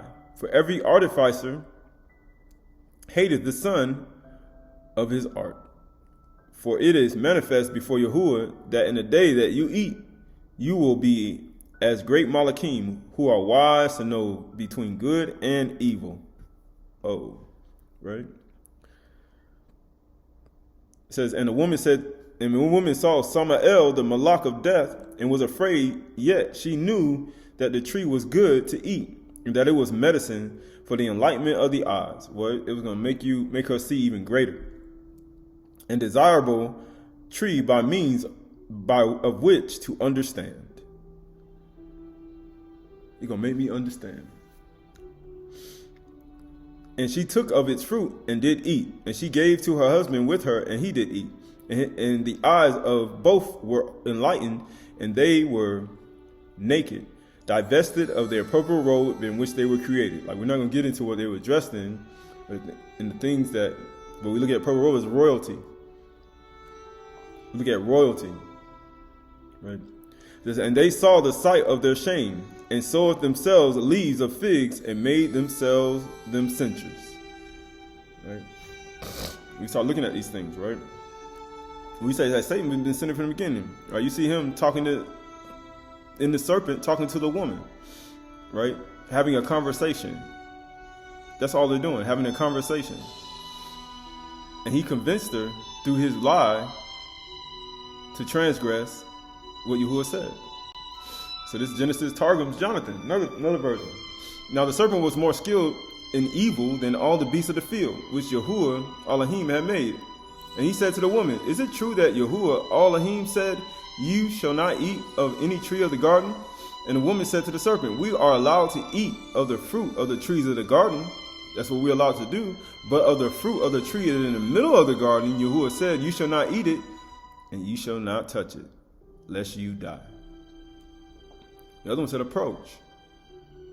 Don't even approach it. At that moment, the serpent spoke slander against Yahuwah, his creator, and said to the woman, when you tell an untruth, a lie, he said, add not to his word, what? Lest he reprove you, you be found a liar. When you start doing that, you start slandering Yahuwah. You start speaking against him. And he said to the woman, and he said, at that moment the serpent spoke slander against his creator and said to the woman, you shall not die, but every craftsman hates his fellow craftsman. For it is manifest before Yahuwah that on the day which you shall eat of it, you shall be like the great Malachim, who are able to distinguish from good and evil. And the woman saw Samael, the angel of death, and she was afraid. And she knew that the tree was good for food, good to eat, and it was a cure for the light of the eyes, and that the tree was desirable as a source of wisdom. A source of wisdom. Kukma. Wise. And she took of its fruit and ate, and she also gave it to her husband, who was with her, and he ate. And then their eyes of them were enlightened, and they knew that they were naked, because they were stripped of their clothing of fingernails. So we're not going to get into what they were dressed in. That's, you're going to talk about maybe that one another time, but these are the things they were stripped of their fingernails, right? It says, in which they have been created. And they saw their shame, and they sewed fig leaves for themselves, and they made girdles for themselves. Right? They start clothing themselves. Right? That's what we do today. We clothe ourselves today, right? But then you start looking at, he's saying, Katsah Sana, Shakar, Kazab, cover yourselves in lies and hatred. Right? Verse 3:1. Now the serpent was more crafty than any other beast of the field. This is in ESV, right? That Yahuwah Elohim had made. It's the last one of these, right? And he said to the woman, did Elohim actually say you shall not eat of the tree of the garden? Did he say that actually? I don't know about that. And the woman said to the serpent, we may eat of the tree, the fruit trees in the garden, but Yahuwah said, what did he say? You shall not eat of the fruit of the tree that is in the midst of the garden, neither shall you touch it, lest you die. But the serpent said to the woman, you will not surely die, for Elohim knows that when you eat of it, your eyes will be open, and you will be like Elohim, knowing good and evil. So when the woman saw that the tree was good for food, and that it was a delight to the eyes, and that the tree was one to be desired, to make one wise, she took of its fruit and ate, and she also gave some to her husband, who was with her, and he ate. Then the eyes of both were open, and they knew that they were naked. And they sewed fig leaves together and made themselves loincloths. Right? So you look at her, the commandment was what? Not to eat from the tree. It's just like Abraham, offer up your son. It's like Yahushua, go down and suffer. And guess what? And rise the third day and come back up in your glory. It was a commandment. Right? Let's see. 2 Corinthians 11:3 says, but I am afraid that as Satan in the serpent, right? I put in the serpent deceived Kawur, because that's what he was, by his cunning. Because he said, evildoer gives ear to mischievous tongue. Lying lips. When she obeyed it, she gave ear to mischievous tongue and lying lips, which means she hearkened to lies. And guess what she did? She spread it like a disease. Kawur, by his cunning is wisdom, right? He's wise. So wise, she was wise, came out of Adam who was wise, and now he coming with his wisdom, and then wisdom with Kukma and Kokma, right? And he persuaded her to do something. With his cunning, he says, your thoughts, your makashaba, your thoughts will be led astray from a sincere, pure devotion to the word, to Mashiach, Yahushua. The pure devotion to the word for Kawur was what? Don't eat from the tree of the knowledge of good and evil. Why? From the day you eat of it, you shall surely die or devastate or have destruction. Kazab. Right.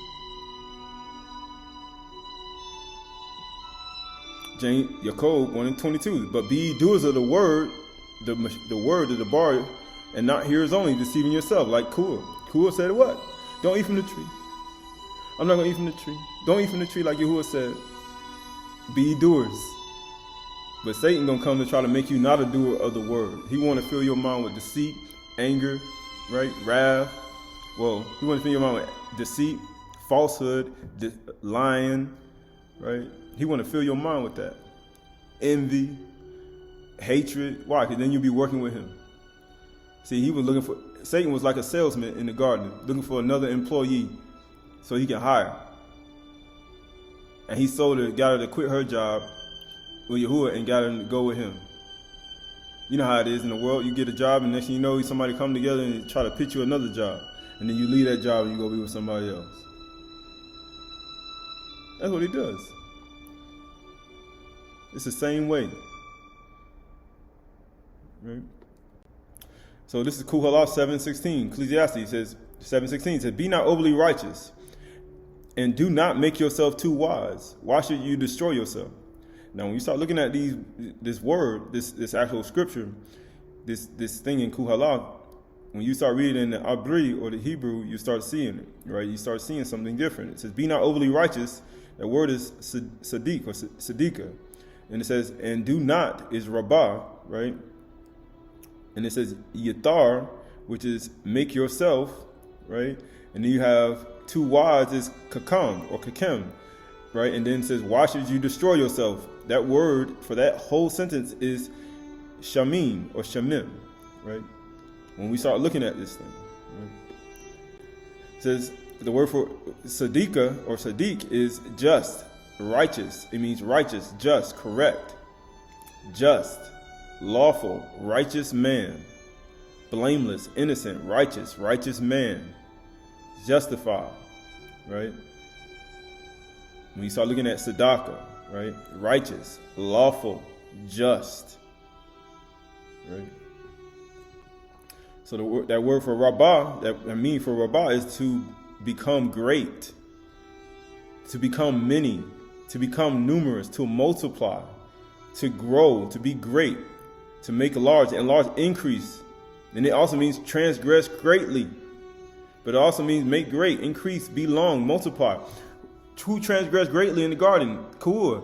And what was the commandment to them before? Be fruitful and multiply and replenish the earth. That word for multiply is rabah in Bereshit. When it talks about, it say be overly wise. No, it's telling a righteous, just person, man, to do what? To increase, to enlarge, to become multiplied. With what? With yatar or yater, with multiply with superiority and excess, right? Over and above with what? It's telling you to become better. To do what? That's the commandment in the garden for Adam. To be great, to be fruitful and multiply. That was the commandment in the garden to Rabbah. To do what? To become great and to increase in what? To become wise, to make wise, to show oneself wise, exceedingly teach wisdom, to be wise, to wise deal, to wisely make wise, accurately wise, skillful, teach wisdom. So it's still telling him to increase in wisdom and knowledge and be superior and multiply and replenish. It's not telling him to be overly. It's telling him to be overly, not to be overly. It's telling him to be overly, just like it was, and to rule and to dominate and have authority in the fishes over the sea and over the fowl of the air. You have to have it.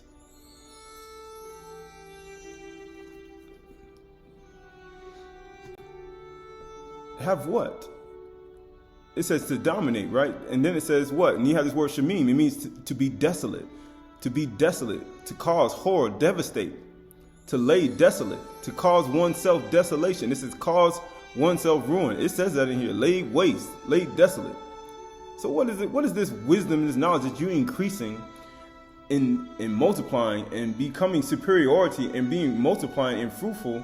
What is this going to do and devastate? What is it going to devastate? Because that's basically what it's saying. It's going to devastate something. So when we look at it all together, it says righteous man, right? Or just man, just person, multiply, enlarges or enlarge, right? And then you have that word, it means teach wisdom, right? We did see that, right? Become more wise, devastating, make desolate, what? What is it telling you to make desolate and devastate what? Destroy. What are you destroying with wisdom and knowledge? By increasing in it. Verse 17 of that same verse, be not overly wicked, neither be a fool. Why should you die before your time? Right? That's what it says, right? But you look at that word for be not overly is rabah, right? That same word for increase and multiply is rabah. It says rasha for wicked, right? Neither be a fool is sakal. And then you have why should you die? It's muth. And then you have what? Before your time is eth or eth. Right? So let's look at these words because this is important. It says rabah, right? To become great. Do not become great in what? Become many. To become numerous, right? Multiply. Right? It says it's gonna the wisdom and knowledge, increase in wisdom and knowledge. So and it says devastate what? It's gonna devastate great or many or enlarge or increase. And it says transgress greatly, because that's what she did in the garden. But then it says what? Multiply, increase, right? To make multiply what? Evil. Rasha. To be wicked. Actively wicked. To be, it's going to devastate abundantly wickedness. It's going to condemn it. What did Yahuwah say in the beginning? He says, and he saw that the wickedness of man was great in the earth. So how are you going to destroy great wickedness and great, how you say, rabah, wickedness in the earth? With great multiplying wisdom and knowledge and understanding. That was the original commandment for Adam. So he's literally telling a person that you got to become great in wisdom and knowledge and wisdom, that you may devastate overly wicked, righteous, how you say, the acts of wickedly, and also means declare wrong, violations of what? So you can devastate it. The word for sakal is fool, foolish, silly. You remember what Satan said? What he said to Abraham when he's going to offer something in the Yasha? He said, "You silly, you gonna listen to your silly old man?" And then what Abraham did? He said, "Don't listen to the voice of Satan, that overly wicked person." Because Abraham had discerning ruach. He could understand it. He could understand Satan's voice. He understood that it was Satan. It says foolish, stupid. Stupid. That's why you say. And then it says right here, and it says, why should you die before your time? Why should you die as muth? It says to die, kill, to put to death. This was the things you're going to put to death with a righteous superiority type mind. A righteous man who teach wisdom and a person who teach wisdom right. And you, right, superiority, and you're dominant and you're fruitful and multiplying to devastate and dominate what? Overly wicked, silly, right? People and thoughts. And then guess what it says? The move, to put to die, right? Cause to death, right? That's what that is. It's to die before you're right. Put him to death. And then that word for time is ayith or eth, right? It means time, usual, experiences, long, due season. Whenever the season is, you're going to die. Appointed time. Right? Ayith.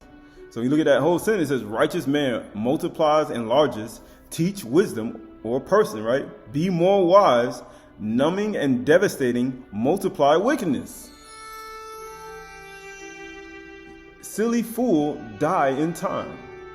Or silly fools, silly stupid people die in their time. They will eventually. So when we start looking at be not overly righteous, but really it's saying multiply and enlarge your wisdom and be more wise, so you can devastate and numb and destroy, multiply wickedness in one's mind, in your life, and just know the silly fools will eventually die, who despise wisdom and nurture, right? Yukanan 4:13, it says, and Yahushua said to her, everyone who drinks of this water will be thirsty again.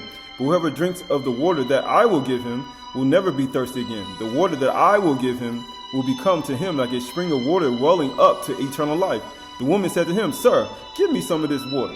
Give me this water, so that I will not be thirsty or have to come here to draw water. Oh, it sounds like it's like a conversation in the garden. Guess what he says? Give me this water, so I will not be thirsty and have to come to draw water. Yahushua said to her, Go and call your husband and come here. Yahushua ain't like, oh yeah, I'm gonna give it to you. No, he said, he ain't like Satan. Yahusha like, where Adam at? Where's Adam? Tell Adam to come to you and Adam come, because remember when Yahuwah gave the commandment in the garden not to eat from the tree of the knowledge of good and evil, they were one. They were one.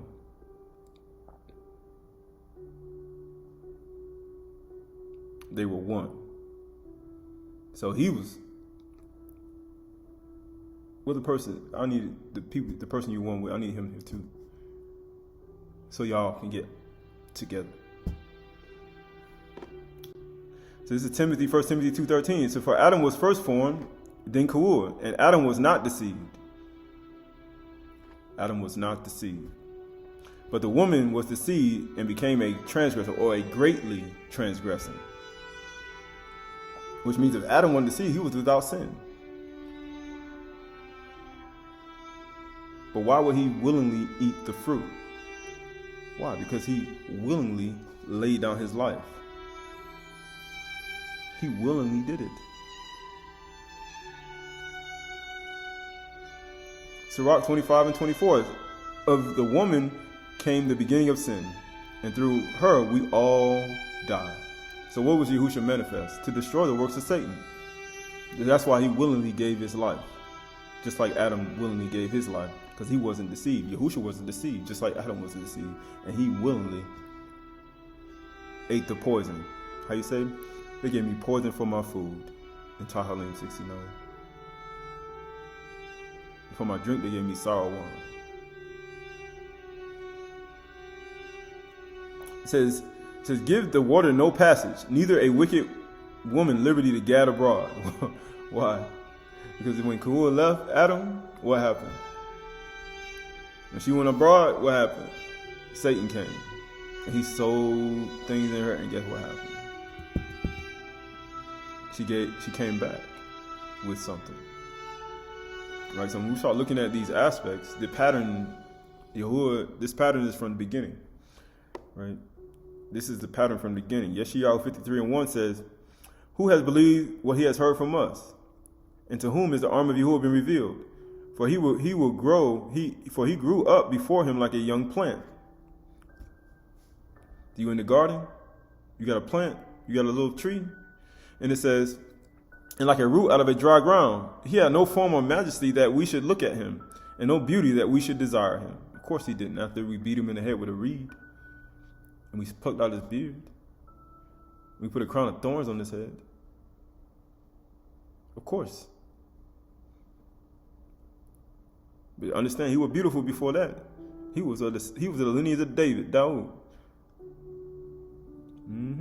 It says, surely he has borne our griefs and carried our sorrows. People say, why is grief and sorrow? The fear of Yahuwah is joy, gladness, merry heart. All these things, that's the fear of Yahuwah. Why would one want to keep envy, jealousy, strife, complaining, all these things? Why would one want to keep deceit and lying and hatred? Why would you want to keep that? And he says, he carried our sorrows and our grief. And you esteemed him smitten by Yahuwah and afflicted. But he was pierced for our transgressions. He was crushed for our iniquities. Upon him was the chastisement that brought us shalom. This peace was here before. It was what is your war today. Your war with hatred, anger, falsehood, deceit, lying. He said before that war came, it was here. He was crushed for our iniquities. Upon him was the chastisement of our peace. And with his wounds we are healed.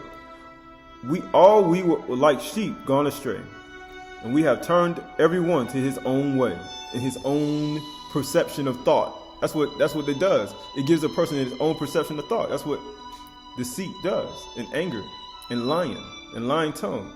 It gives its own perspective, your own mind. Right? That's what it does. It says, and everyone to his own way. And Yahuwah said, has laid on him the iniquity of us all. You mean the iniquity of Ka'ur.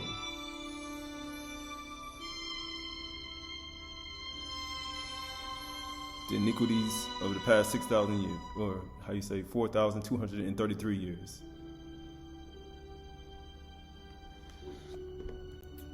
This is Luke Oyah 24:45. And he said to them, O foolish ones and slow of heart. You a fool, right? He can't remember. You gotta be. He said overly wise, increase in wisdom. Why? So you can do what? He said Yahushua was what? He said he increased in favor with man and Yahuwah. He was answering and asking questions. He said, "O foolish ones and slow of mind, you slow in mind, to believe all that the Nabiim have spoken, the prophets. Was it not necessary that Mashiach could suffer these things and enter into his kabod? And beginning at Mashah and all the Nabiim, he interpreted to them the scriptures, the things concerning himself." You think it was just Mashah and the Nabiim that he talked about? No, that's not the only thing he talked about.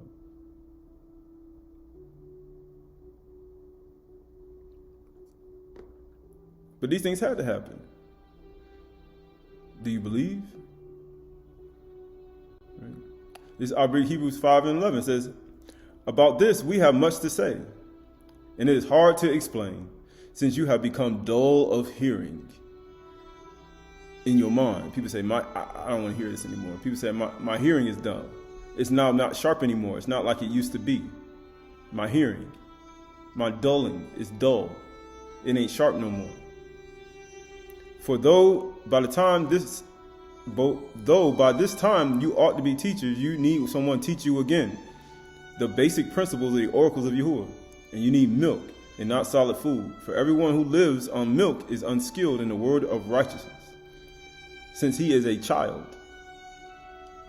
But solid food is for the mature, for those who have their powers of discernment trained by constant practice. Now, if you practice Yahuwah, the fear of Yahuwah is the beginning of wisdom. Practicing, you have good understanding. By constant practice to distinguish good from evil. Or you get anger and lying and falsehood and deceit and envy, and then it makes you misunderstand the truth. To discern between good and evil, distinguish. Why? Because you got to be mature. Kawua got that information when she just got made from Adam's rib. She wasn't even mature. But Satan come introduce you to something when you're not ready. That's what he does. He'll introduce you to something that when you're not ready to take it, when you're not ready to receive it, and he'll give it to you and make you stumble and fall all over the place. He'll have you so much in derision you don't even know where you're going. That's what he does. Because he know you ain't mature, so you know what? I'm going to introduce it to you and mess your head up. And have you in a war with yourself. So this is a testament of Ehud. Job 6:1 says, "Listen, little children, and marvel, for as soon as I entered into my house and secured my doors, I charged my doorman thus: If anyone seeks me today, give no report, but say, he has no time. He is inside, concerned with an urgent matter." That's what we in the house right now, right? So while I was inside, Satan knocked at the door. There you go. Satan knocking at the door, having disguised himself as a beggar. And he said to the woman, "Tell Ehud, I wish to meet with him." When the doormaid came and told me these things, she heard me say to report that I had no time just now. I just said it. I just gave the command to the people in my house not to let nobody. I don't want to meet with nobody. I'm concerned about an urgent matter. But the beggar came, Satan came and told her that he wanted to meet, and she came to me and told me these things. But I already told her what to do. Just like Kua in the garden. I already told her what to do. I already told her. And guess what happened? He just did it. Just like she got the commandment, just like in 6 days, this all happened. He already just got it. But guess what? When he heard that, Satan departed. Because you know why? He has to. Because Satan like, man, I got to go. And guess what he said? Departed and put a yoke on his shoulders. And when he arrived, he spoke to the doormaid, saying again, saying to Ehud, "Give me a loaf of bread from your hands so I may eat." So I gave her a burnt loaf of bread to the woman. to give him, and said to him, expect to eat my loaves no longer, but for you are estranged from me. He's telling the woman to say this to him, to Satan, because he has his members, exercise to discern between good and evil. He can do that. But guess what? Then the doormaid, ashamed to give him the burnt and ashamed loaf, she feeling sorry for him, right? Not understanding what's taking place.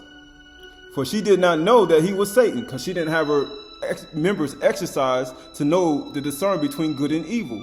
So therefore, she could not discern between Satan and the commandment that was given to her. And guess what it says? And it says, took the good loaf in her own and gave it to him. And what happened? And guess what she said? And she took a good loaf and gave it to him. Guess what she said? And when he received it and knew what had occurred, Satan know when you do things, he already know. When you do things opposite, he said to the woman, off with you, evil servant. He said, off with you, evil servant. Bring the loaf of bread given you to be given to me. He said, you evil servant. You weren't even supposed to do that. And you did it anyway. He said, why Satan do that? He be waiting. And then he says, the woman wept with deep grief, saying, truly, you well say, I am an evil servant. For if I were not, I would have done just as it was assigned to me by my master. I would have done it. But you know how it is, like Peter say, for some have already gone away after Satan. And when she would return, she brought him the burnt loaf of bread, saying to him, then she done came back after Satan done, you evil. Right, guess what he said? Thus says my master, you shall no longer eat my bread of my loaves at all, for I have been estranged from you. So she repented. After she felt sorry for him, got emotional, Satan rebuked her. She said she was an evil servant. She confessed. And then after she confessed her sin, then she went to do what was right the first time. Thus says my master, you shall no longer eat my bread, my loaves, at all, for I have been estranged from you. Yet I have given you this loaf of bread in order that I may be accused of providing nothing for my begging enemy. That's the whole point. That I may not be accused of providing nothing for my begging enemy. This is important. Is that when he heard these things, Satan sent the woman back to me, saying, as this loaf of bread is wholly burnt, so shall I do to your body also. For within that hour I will depart and devastate you. And he replied to him, do what you will. When he was threatened, he didn't threaten back. You see how Satan tried to do it? He said, Yahushua gave you these steps. Who did no sin, he was deceit found in his mouth. When he was persecuted, he threatened him not. When he was reviled, he reviled not back. He said, man, whatever you're going to do what you will. For if you tend to bring anything on me, I am prepared to undergo whatever you inflict. Right? This is Aleph Yuchanan 1, or 1 John 3 and 4. Everyone who makes a practice of sinning also practices lawlessness. Sin is lawlessness. You know that he appeared in order to take away sins, and in him is no sin. No one who abides in him keeps on sinning. No one who keeps on sinning has either seen him or known him. Little children, humble yourself like a child. Listen, my children, let no one deceive you. Whoever practices righteousness is righteous. Let him be righteous, as he is righteous. Whoever makes a practice of sinning is of the devil. Practice makes improvement. For the devil has been sinning from the beginning. We just read it. He's been lying from the beginning. For the reason the Son of Yahuwah appeared was to destroy the works of the devil, Satan. That's what he was here. Yuchanan 10 and 7. So Yahushua said to them, truly, truly, I say to you, I am the door of the sheep. All who came before me are thieves and robbers. They are thieves. But the sheep did not listen to them. I am the door. So why did the servant listen to Satan and not to the master? You think it was talking about Eve? He said, search the scriptures, and if you think you have eternal life, it's talking about me. It was talking about Eve. It was like the master of the house. He was telling him that I am the master. Yahushua is. Don't listen to him. Do what I said. If anyone enters by me, he will be saved, and will go in and out and find pasture. Whatsoever written aforetimes, written for our learning. You mean the wisdom comes through learning. That's what it comes through. Learning. The thief comes only to steal, kill, and to destroy. And he needs some employees too. I came that you may have life, Kai, and have it abundantly. I am the good shepherd. I am the good shepherd. Right? I am the good shepherd. That's what Yahushua said. He said he's a good shepherd. Yochanan 6:27. But I say to you, who hear, can you hear? Love your enemies. What did the woman say? I don't want to be accused of not giving no bread to my enemies. Do good to those who hate you. We think hey, Satan, we work together. Hey, Satan got hatred and lying. That's all he does. Bless those who curse you. Pray for those who abuse you. To the one who strikes you on the cheek, offer the other also. And from the one who takes away your cloak, do not withhold the tunic either. Give to everyone who begs from you. Woman, you. Why? So Satan won't accuse you of not giving to someone who begs. He even come in the form of a begging, just to make you see. Yeah, see, I told you, Yahushua. They ain't your seed. It says, and from the one who takes away your goods, do not demand them back. And as you wish others would do to you, do so to them. If you love those who love you, what benefit is that to you? For even sinners love those who love them. And if you do good to those who do good to you, what benefit is that to you? For even sinners do the same. And if you lend to those from whom you expect to receive, what credit is that for you? Even sinners lend to sinners to get back the same amount. But love your enemies. Do good and lend, expecting nothing in return. And your reward will be great. Great. Be fruitful and multiply. You be great. Be great in the earth. Adam and Kawul, be great. And you will be the sons of the Most High of Yahuwah. You be his sons, his children. For he is kind to the ungrateful and the evil. Kind. Be merciful, even as your Father is merciful. Right? So when we look at these things, we start looking at the way it is and not in our own understanding, right? So this is Aleph Kaf 3:1. It says, likewise, wives, be subject to your own husbands, so that that even if some do not obey the word, right? Because everybody start thinking about the war that's within. They may be won without a word, without saying anything by the conduct of their wives. When they see your respectful and pure conduct, do not let your adorning be external. The braiding of hair and the putting on of gold, jewelry, and the clothing you wear. But let your adorning be the hidden person of the heart. So when it's talking about adorning the external, we're talking about the boasting, like people boasting their clothes, how much it costs, right? They boasting their hair or the gold and things they wear. He said, don't let that be your boast. Don't let that be your, things that you boast about. I'm not saying it's wrong to do these things. Just saying don't let it be your boast.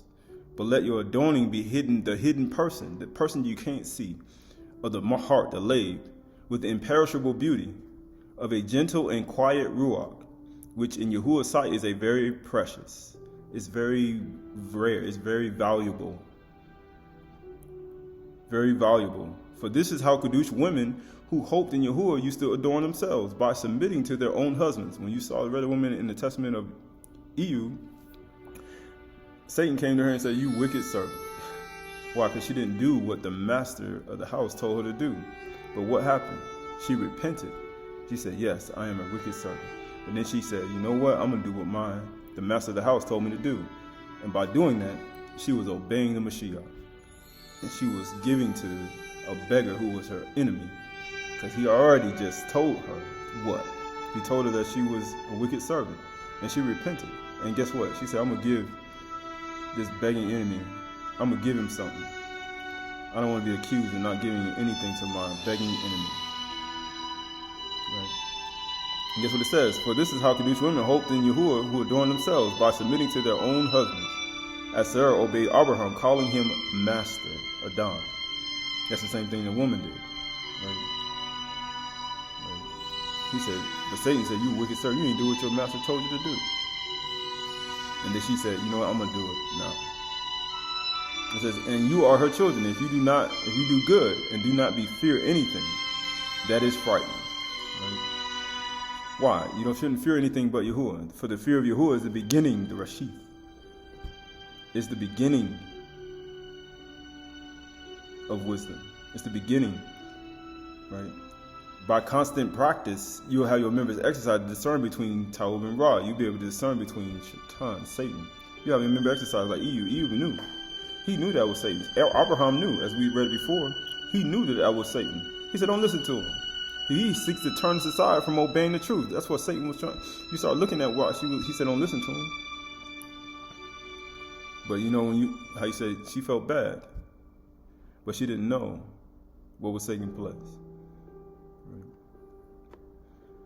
So this is James Yaakov 1:22. It says, "But be ye doers of the word, not hearers only, deceiving your own selves." You'll be a self-deceived person, a self-deceived Nabiyah, a self-deceived Nabi. You'll be a self-deceived. Your discernment will be off. Be doers of the word, not hearers only, deceiving your own self. Yahushua said, what? Love your enemies. Do good to those who despitefully use you. Give to everyone who begs from you. Be doers of the word, not hearers only. Every tree yielding seed, every tree of the garden you may freely eat, but the tree of the knowledge of good Taub and Ra, you shall not eat of it. You're too young. You're not mature. Your members are not disabled to discern it. You're taking on something you're not mature enough to take on. And that's what Satan does. He gives you things you're not mature to take on. It says, "He is like a man who looks intently in the natural face in the mirror. For he looks at him and goes away and at once forgets who he was." He looks at his carnal self. He looks at his flesh in the mirror. He said, "Man, he done forgot who he was. I thought I was one way and now I forgot who I am." If I'm not a doer of the debar, if I'm not a doer of the word, if I don't tremble at his word, then I forget. You'll forget. Be doers. You can't blame nobody else. This is Aleph Yukanan, Aleph Yukanan 4:1. "Beloved, do not believe every ruach, but test the spirits to see whether they are from all. For many false Nabi'im have gone out into the world." That's what Eve said. What did Eve say? He told him, I already told her. I told my doorman, I told her, "Now I'm intending to an urgent matter. I do not want to meet with someone." And then somebody comes and convinces you to go against my word that I've spoken? Do not believe every ruach. He said, that's how he knew it was Satan. He's like, they're going against everything I'm saying. So therefore, they must be obeying Satan. You got to be obeying another ruach. You got to. That's the only way. "By this you know the ruach of Yahuwah. Every ruach that confesses Yahushua Mashiach has come into the flesh is from Yahuwah." Why? Because they do what he said. The master of the house, the head of the house, for the head of every man is who? Is Mashiach. But we're going to look at that. This is the ruach. It says, "Who confesses Yahuwah has come into the flesh." It's from Yahuwah. This is the spirit of Anti-Mashiach, which you have heard from the beginning. And it's coming now in the world. Why? They don't confess that Yahushua is come from Yahuwah. Right? It says, "By this you know the ruach of Yahuwah. Every ruach that confesses that Yahushua Mashiach has come in the flesh is from Yahuwah. And every ruach that does not confess Yahushua is not from Yahuwah. This is the ruach of Anti-Mashiach, which you have heard was coming and now is in the world already." Why? Because they don't do the teachings of Mashiach. Love your neighbor, love yourself. Do unto others as them do unto you. Love your enemies. Give to those who beg you. Don't pray to be seen by others. Don't do your righteousness before others. you may be seen. For you have your reward. When you pray in your secret place, that he or who may reward you openly. Right? All these are aspects. But he said, believe not every ruach, every spirit. Kua in the garden, woman in Ehud's house. Do not believe every ruach. Why? Because many false, self-deceived Nabi'ems have gone out in the world. Why? If these Nabi'em, this prophet, right, has evil anger, right, and falsehood, has, deceit, has hatred, has lying lips, and then has envy towards people, telling you to hate your mother and your father, that's what it does. Telling you to not to ignore your friend, telling you to what? Hate your your brother and sister, don't even greet them? To do these type things? Misdirected, have their own self-perspective, misdirected in their mind, have a misunderstanding. He said there's many of them out in the world, self-deceived Nabi'im with lying lips. They self-deceive. They do nothing Mashiach told them to do. They do nothing, none of the commandments. He said, this is the Ruach of anti-Mashiach, which you heard was coming and now is in the world already. So this is Shemuth, Exodus 1 and 12. But the more they were oppressed, the more they multiplied. And the more they spread abroad, and the Egyptians were in dread of the people of Yasharal. So they ruthlessly made the people of Yasharal work as slaves and made their lives bitter. And their hard service in mortar and brick, and in all kinds of work in the field. In all their works they ruthlessly made them work as slaves. Then the king, the Malak of Mizraim, said to the Abri midwives, one of whom was named Shiphrah, and the other Puah, when you serve as midwives to the Abri women and see them on the birth stool, if it is a son, ye shall kill him. But if it is a daughter, she shall live. Right? So they tell you to kill the Ben, the son. But the midwives feared Yahuwah and did not do as the Malak of Mizraim commanded them. Why? They're not evildoers. They don't listen to, they don't cover themselves as Katsah Sinah, Kazab. Right? They ain't got anger and hatred and lying. They don't work with Satan. This is Satan right here. He's saying kill. That's what he said. The thief coming to steal, kill, and destroy. But the midwives fear Yahuwah, for the fear of Yahuwah is the beginning of wisdom. It's the beginning of what? Knowledge and understanding. It is the beginning. They feared Yahuwah and did not do as the king of Mizraim commanded them, but let the male children live. Right? You see the abortion today, they tell you men and women, children. They were just personally trying to kill the son or dishonor the son. Right? You dishonor the son, what do? Right? So the king of Israel called the midwives and said to them, why have you done this? So when you stand for the truth, you stand for what's right. You understand they're going to question you and let the male children live. Why you disobeyed my commandment? He said, the sheep did not listen to them. I am the good shepherd. The midwife said to Pharaoh, because the Abri women are not like the Egyptian women, the Mizraim women, for they are vigorous and give birth before midwives come to them. So Yahuwah dealt well with the midwives, and the people multiplied and grew very strong. Right? So you start looking at and listening to a lying lips. Because when you start listening to Pharaoh or Satan, he tell you, kill the son, kill the son, kill the sons, kill the sons, right? Kill the sons, kill the sons, kill the men, kill the sons, kill. You'll listen. Or you say, Muth, Ben. They'll listen. So this is 1 Kings, Bith, Malachim, 11 and 1, or 2 Kings, 11 and 1. Now when Athaliah, the mother of Athaliah, right, saw that her sons was dead, it says, saw that her sons was dead, she arose and destroyed all the royal family.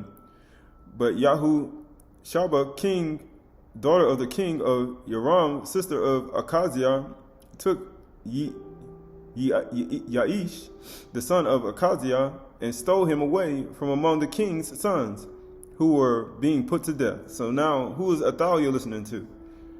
She just like Pharaoh. She listened to the words of Satan. She listened to mischievous tongue, lying lips. She saw that the son was dead, and she arose and destroyed all the royal family. She was like, man, the son dead.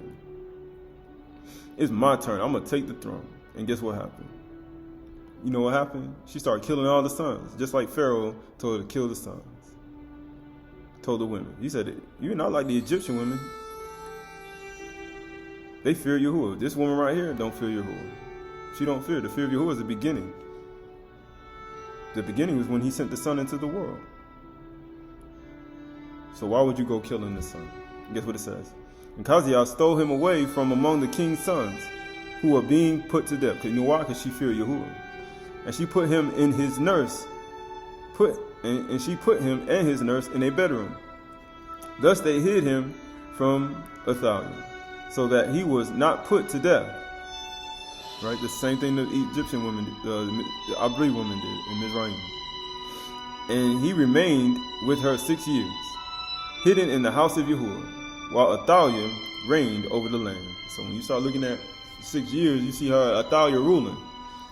You see her ruling because she had to kill the son in order to rule for 6 years. But in the 7th year, or you say in the, how you say, the 7th day, or how you say the 7th hour, or how you say about the 9th hour year, Yahuwah sent and brought the captains of the cartes of the guards and had them come to him in the house of Yahuwah. And he made a covenant with them and put them under an oath in the house of Yahuwah. And he showed them the king's son. And he commanded them, this is the thing that you shall do. On the 1/3 of you, those who come off duty on the Shabbat and guard the king's house, another being at the gate, sir, and the 3rd at the gate behind the guards, shall guard the palace. And the 2 divisions of you which come on duty in force on the Shabbat and guard the house of Yahuwah on behalf of the king shall surround the king, each with his weapons in his hand. And whoever approaches the ranks is to be put to death with the king when he goes out and when he comes in. Right? So when you start looking at this, all taking place on the Shabbat, right? Taking place on the day of rest, right? Which is today, right? And you start looking at these aspects. You start looking at these aspects, right? And then you see, it says, and he goes out and went, and he comes in. It says, and the captains did according to all that Yahuwah the priest commanded, and they each brought his men who were to go off duty on the Shabbat, and with those who were to come on duty on the Shabbat, and come to Yahuwah the priest. And the priest gave the captains and the spears and the shields that had been King David's or Dawood's, which were in the house of Yahuwah. And the guards stood, every man with his weapons in his hand, from the south side of the house to the north side of the house, around the altar and the house on behalf of the king. Then he brought out the king's son and put on the crown on him and gave him the testimony. And they proclaimed him Malach and anointed him, and they clapped their hands and said, long live the Malach, or the king. All right, so you start looking at Yaish, the one that the woman, she took away, the young kid, the young child, and she hid him from Athaliah because she killed all the sons, and she got to reign for 6 years. But in the 7th year, right? But in the 7th year, on the Shabbat, was the 7th day, right? You see the people doing what? They clapped their hands and said, long live the Malach. Even though Athaliah, the woman who killed all the sons, was on the throne. Right? When you start listening to mischievous tongue and lying lips and the words of Satan, you'll find yourself in a world of problem. And you know that word also meant destruction. Right? And when Athaliah heard the noise of the guard and the people, she went into the house of Yahuwah to the people, and when she looked, there was a king standing by the pillar, according to the custom, and the captains and the trumpeters beside the king, and all the people of the land rejoicing and blowing trumpets. They blowing them, teruahs. And Athaliah tore her clothes and cried, She tore her clothes and cried out, Kashar, Kashar, Kashar. Then Yahuyadah the priest commanded the captains who were set over the army, bring her out between the ranks, and put to death with the sword anyone who follows her. Why are they doing this? For the priest said, let her not be put to death in the house of Yahuwah. So they laid hands on her, and she went through the horse, entrance to the king's, to the Malak's house, and there she was put to death. Right? So when you start looking at this aspect, you see Athaliah who killed her sons. You see the woman hiding Yaish. You see Yahuyadah getting the people ready after the 6th year, getting the soldiers ready to take back what was taken, and that should not be. Why? When you start looking at these aspects, because she called out Kasher, Kasher. She called it out twice. Kasher means conspiracy, treason, unlawful alliance, confederacy, conspiracy, treason. Right? So he's saying conspiracy against her. That's what she felt. She said it's unlawful. It's unlawful for them to put the son back on the throne. It's unlawful for them to put the son back on the throne. But you know how when it is, when you are self-deceived, Nabi Yah or Nabi, you will misunderstand the truth. Because you got anger, you got falsehood, you got lying, you got lying lips, you got envy. Because when she saw the son was dead, she went and hurried and took the throne. Right? She hurried and tried to take the throne, and then guess what? After 6 years, it's time for you to get off that throne. And people wonder why, after the son, Yahusha, died, in the book of Kazon, he said, you suffer that woman as a ball to teach and seduce my servants to commit fornication. He said, I'm going to what? I gave her space to repent. And then what did he say? He said, all those who are in bed with her are going to be punished. He said, get rid of everybody who follows her. Because she ain't supposed to be ruling on the throne. The son is supposed to be ruling on the throne. She destroyed the whole royal family just so she could sit on the throne. Because she listened to the words, a lying tongue. Listen. Yirmiyahu 33:16. In those days, Yehuda will be saved, and Jerusalem will dwell securely.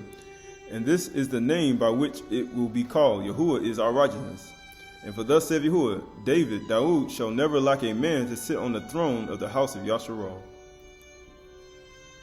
When she saw that in the house of David, that all the son died, she went and killed all the rest of the royal family, so there nobody else to sit on the throne.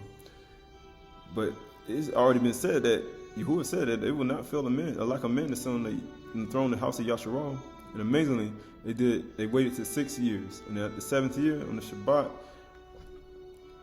in that 7th year, they set it to its rightful place.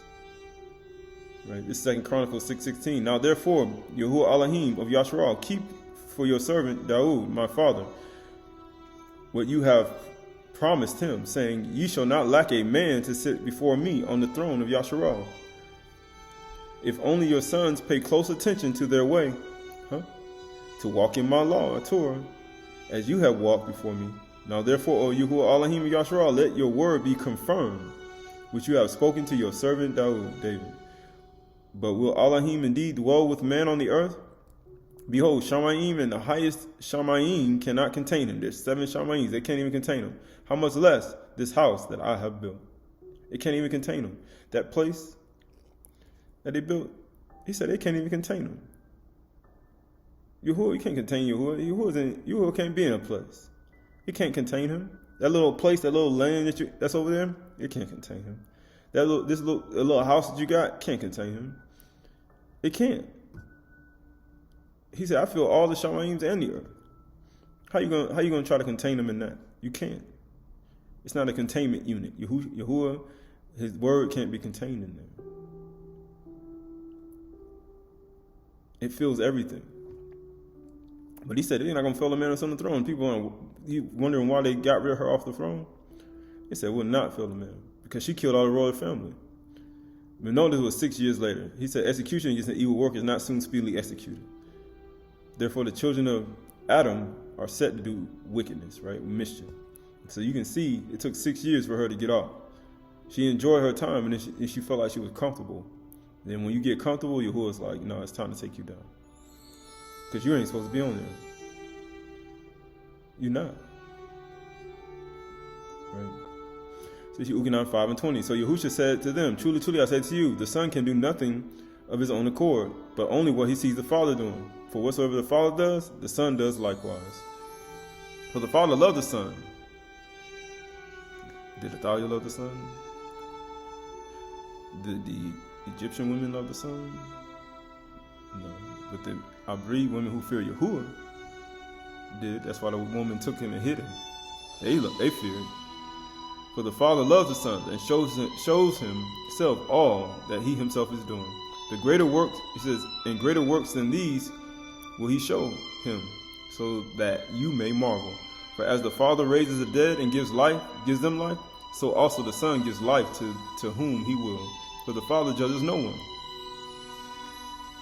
but has given all judgment to the Son. He's given all judgment to the Son. What happened to Athaliah? Oh. Treason, like she said. Unlawful. It's unlawful for a man to sit on the throne of David now.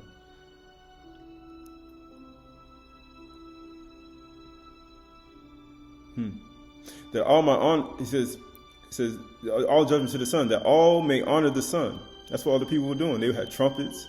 They had all these things in their hand. They were blowing them.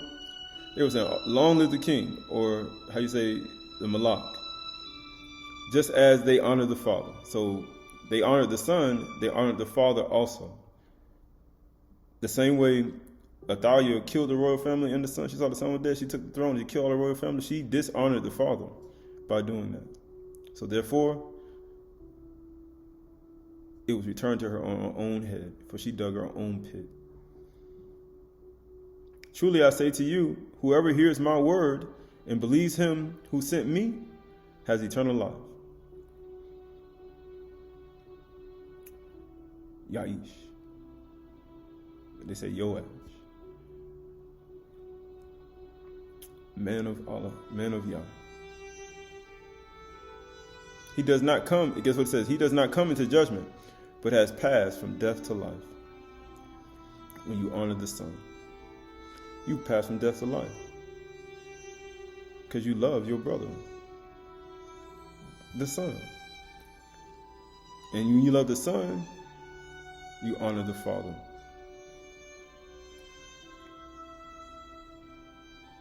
Why? Because you fear Yahuwah. Because the fear of Yahuwah is the beginning. And notice he cried out twice. Remember, Yahushua was manifest to destroy the works of Satan. She said, treason, treason. And then after she cried out twice, they said, hang her and put her to death. Remember, Yahushua cried out, he cried out twice. He said when he cried out, he said, he called for all Yahoo. He cried out, and he gave him a reading, gave him Sarwan, and guess what happened after that? She cried out again and gave up the Ruach. He gave up the Ruach, and he was put to death. He died. Why? To destroy these works. He was manifest to destroy the works of Satan. To show you that redemption came after the Son. Remember, one son died and she killed all the royal family. Then 6 years later, remember, Yahushua was on the stake from the 3rd to the 9th hour. And about the 9th hour, it's about 7. Because he had to rest, he said, it is finished. It is finished. Because he had to destroy the works of Satan, or Athaliah. Why? Because they would not fail. He swore to David that he would not fail a man to sit on the throne. But let's see this whole thing. Then Uganon 8:33. So Pilate entered in his headquarters again and called Yahusha and said to him, "Are you a Malak of the Yahudim?" Yahusha answered, "Do you say this of your own accord, or did others say it to you about me?" Pilate said, Am I a Yahudi? Your own nation and chief priests have delivered you over to me. To do what? To be killed. Who delivered Athaliah over to be killed? Her own nation. Why? To destroy the works of Satan. Because Satan lied to her. She gave ear to mischievous tongue. She was an evildoer. And guess what happened? She killed all the sons. But it says, Yahusha answered, My Malkuth is not of this world. If my kingdom were of this world, my servants would have been fighting. Isn't that what they did for Yaish? Because their kingdom was of that world, of this world. That's why they fought for him. That's why they fought and killed. And anybody who came against him, they said kill him. Right? They fought for him. But Yahusha said, my kingdom ain't of this world. My servants would have been fighting, that I might not be delivered over to the Yahudim.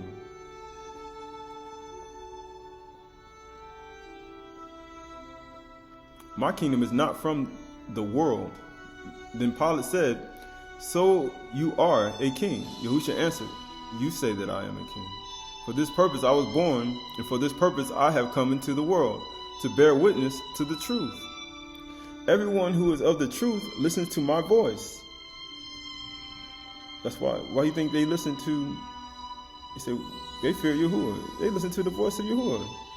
They are the truth. Abraham listened to the voice of Yahuwah. They are the truth. Kua didn't listen to the voice of Yahuwah. She didn't obey. She listened to Satan. Got deceived. Said Pilate said to him, What is truth? After he had said this, he went back outside to the Yahudim and told them, I find no guilt in him.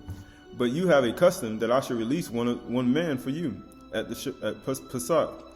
And he said, So do you want me to release to you the king of the Yahudim? They cried out again, No, not this man, but Barabbas. Now Barabbas was a robber. Right? So you see, Yahusha like, my kingdom ain't of this world. If it was, my servants would fight for me, like they did for Yaish. But my kingdom ain't of this world. It's not. Right. So what is he doing? What is he talking about? So Bereshit 1:26-27.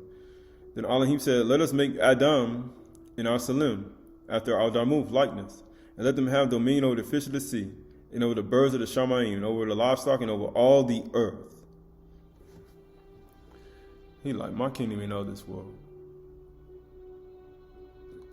The kingdom that I want is way bigger.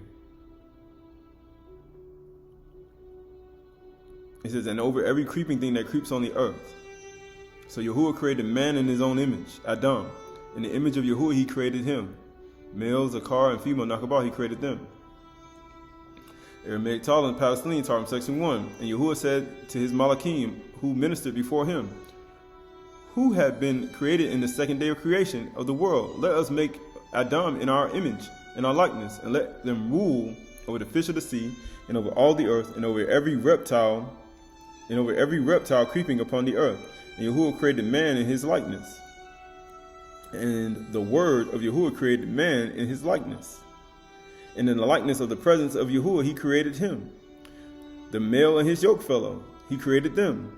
In the image of Yahuwah, he created him, with 248 members, and with 364 nerves, and overlaid them with skin, and filled it with flesh and blood. Male and female in their bodies, he created them. He said, my kingdom ain't of this world. He said, man, the world, the things that I'm trying to rule back over is the whole earth. Right. Bereshit 2:7. Then Elohim formed Adam from the dust of the ground and breathed into his nostrils the breath of life, and man became a living creature. And Yahuwah Elohim planted in the garden of Eden in the east, and there he put the man whom he had formed. And out of the ground Yahuwah Elohim made to spring up every tree that is pleasant to the sight and good for food. And the tree of life was in the midst of the garden, and the tree of the knowledge of good and evil. So he said, and Yahuwah formed him from the dust of the ground and breathed into his nostrils. And he became a living creature. And he gave him what to eat. He said, my kingdom ain't of this world. Aramaic Palestinian Targums, because the current kingdom, the Malkuth that they are in right now, that's not the one he wants. He wants something greater than that. And Yahuwah Elohim created man with two formations and took dust from the place of the house of the sanctuary and from the four winds of the world and mixed them all the waters of the world and created him red, black, and white, or Adam, Shakur, and Laban, and breathed into his nostrils the inspiration of life. And there was in the body of Adam the inspiration of a speaking Ruach, unto the illumination of the eyes and the hearing of the ears. Speak, those who were once brought low. And Adam became a soul of life, and a garden from Eden of the just was planted by the word of Yahuwah Elohim before the creation of the world, to be made there to dwell the Adam when he created him. So the Bereshit, Genesis 2 and 7, Targums Jonathan.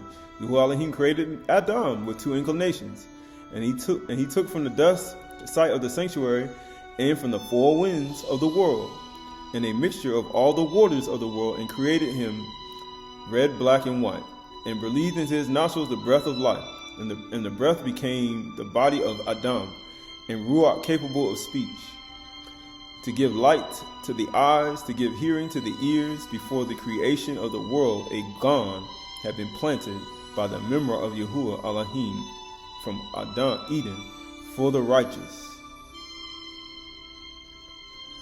And he made Adam dwell there when he created him. So when we start looking at Yahuwah just like, my kingdom ain't of this world. It's not of this world. If it was, my servant would fight for me. When she saw all the sons would die, when she saw the son died, she immediately tried to get in charge and take the throne. But after 6 years, about the 7th year, in the Shabbat, on the 7th day, amazingly, you had 7 plus 7, you 14. It was 14 generations. You see the son, and everybody blowing trumpets and declaring, long live the king, the Malak. But not knowing that this act of her being given over to her people to be killed, given over to be killed, is a direct reflection of her, a reflection of Mashiach, destroying the works of Satan. So this is 1 Timothy 2 and 13. For Adam was formed first, then Kuor, and Adam was not deceived, but the woman was deceived and became a transgressor. How was she deceived? By listening to Satan. Natalia, Egyptian women, Kuor. Now we understand that it's not, we look at Nashah as being a part of Adam, but she was only made to be one with Adam. When she gets separated, you see, when they're not one, and what happens, other words in the bar can come in, and then things can get wrong. This is 1 Corinthians, but it says Adam was formed first. 1 Corinthians 11:2. But I want you to understand that the head of every man is Mashiach. And the head of a wife, a woman, is her righteous man, husband. When we talked about righteous man, do you not overly rise? Righteous man, increase in wisdom and knowledge. Rabbah, increase in wisdom. Superiority, that you may devastate and destroy, as we read in the Kuhalah. Devastate and destroy what? Overly wickedness, and silly. People will die eventually in their season. Why? You're gonna need that wisdom. You're gonna need great wisdom to destroy great wickedness.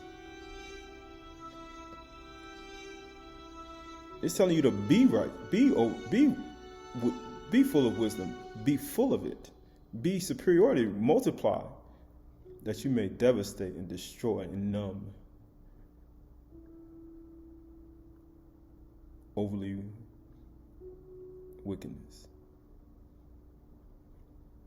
But I want you to understand that the head of every man is Mashiach, and the head of the wife or woman is her righteous man, husband. And the head of Mashiach is Yahuwah. Is her righteous man. Her righteous husband is that. And the head of the Mashiach is Yahuwah. That man has to be righteous in order to be a head of a woman, a wife.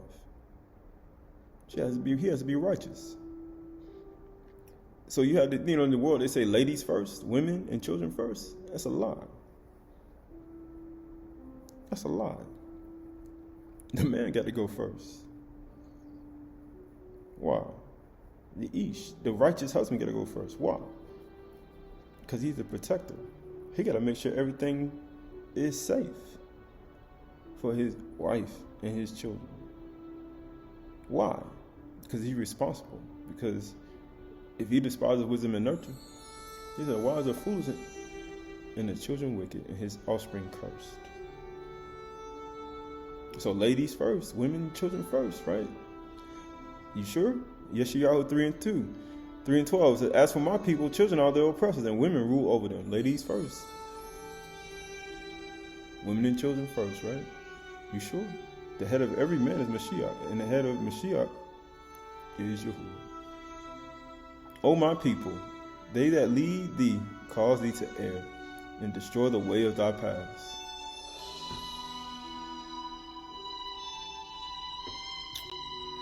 Shaphatim Judges 1:1 says, after the death of Yahushua or Joshua or Yeshua, the people of Yasharal inquired of Yahuwah. Who shall go up first for us against the Canaanites to fight against them? Yahuwah said, Yehudah shall go up. Behold, I have given it the land into his hand. Who gonna go up first? He said Adam was formed first. They were formed first. He said Yehudah gonna go first. He said Yehudah gonna go up first. They inquired of Yahuwah.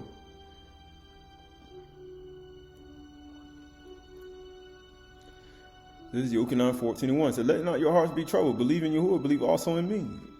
In my Father's house are many rooms. If it were not so, I would not have told you. I go to prepare a place for you. I'm going to go up first.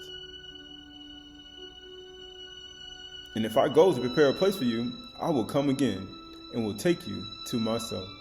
That where I am,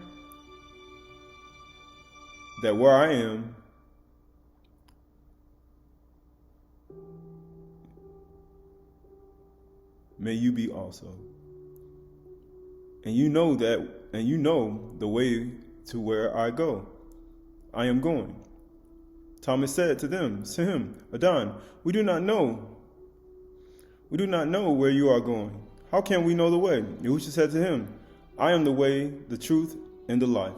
No one comes to the Father except through me. Philip said to him, Adon, show us the Father, and it is good for us. Yahushua said to him, I have been with you so long.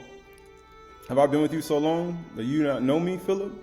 Whoever has seen me has seen the Father, Abba. How can you say, show us the Father? Do you not believe that I am in the Father and the Father is in me? The words that I say to you, I do not speak on my own authority, but the Father who dwells in me does his work. Believe me, I am in the Father and the Father is in me. Or else, believe me on the account of the works themselves. So you can see, he said, I'm going up first. He said, he said, Adam was formed first. He said, who should go up first? He said, Yehudah going to go up first. But Yehudah said, I go to prepare place for you first. He said, where I am, there you may be also. And if I go to prepare a place, I'll return to you again and receive you to myself. I'm going to receive you, right?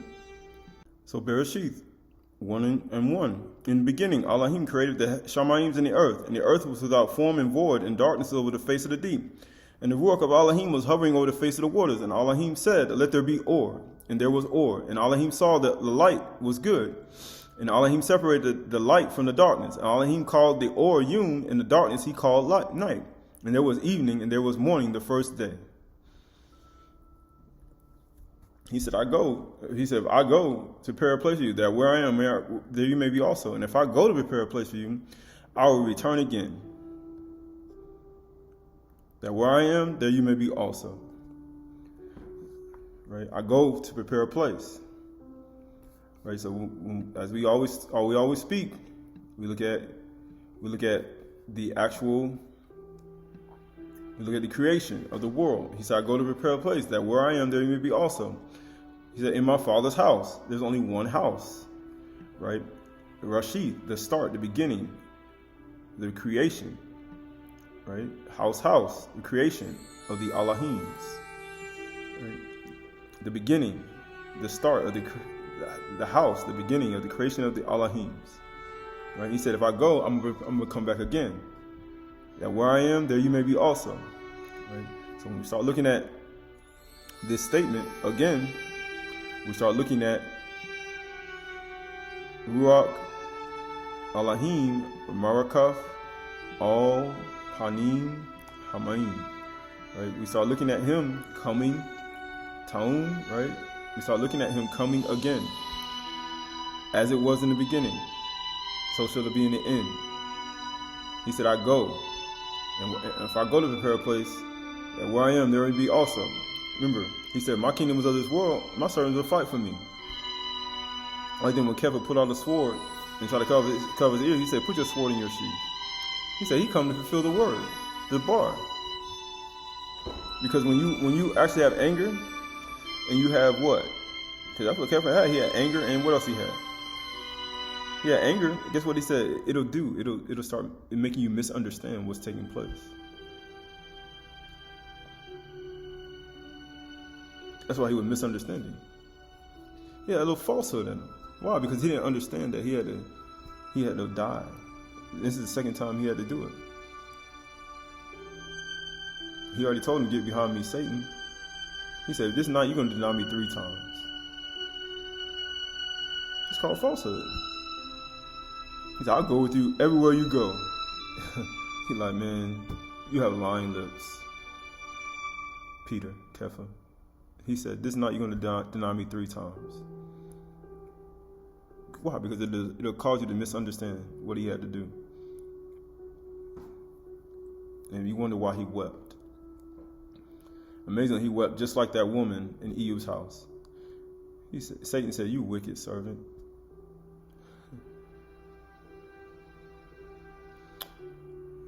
But when you start looking at this day, we start looking at him saying, returning, as it was in the beginning, so shall it be in the end. Right? So this is Hebrews 13:3. Therefore, let us go out to him outside the camp, and bear the reproach he endured. For here we have no lasting city. If my kingdom was of this world, my servants will fight for me. But we seek the city that is to come. Through him, let us continually offer up the sacrifice of praise to Yahuwah, that is the fruit of the lips, and acknowledge his name. Do not neglect to do good and to share what you have, for such sacrifices are pleasing to Yahuwah. We seek a city to come, a place that's coming to earth, to the planet. We're seeking to come, because he's coming here and bringing something here that we may live here. Right? So this is Kazum 21:1. It says, then I saw new Shamayim and a new earth. For the first Shamayim and the first earth had passed away, and the sea was no more. And I saw the Kudu city, New Jerusalem, Jerusalem, coming down out of Shamayim from Allahim, prepared as a bride adorned for her husband. And I heard a loud voice from the throne saying, behold, the dwelling place of Yahuwah is with man. He will dwell with them, and they will be his people. And Yahuwah himself will be with them as their Allahim. He will wipe away every tear from their eye, and death shall be no more. Neither shall there be any mourning, nor crying, no more pain anymore, for the former things have passed away. Right? We seek a city to come. We seek something to come. It's going to be coming down from Shamayim, from Yahuwah, Allahim. It's going to be coming here to earth. We're seeking something that's to come. We're preparing for something that's to come. a place where a lion gonna dwell with a lamb, for all the earth gonna be full of knowledge, right? A child gonna lead them. A child gonna lay on top of animals. He can put his hand in an asp pit, in a snake pit, in a snake hole. He said all the earth gonna be full of knowledge. Nothing gonna harm nobody. He said a lion gonna eat straw.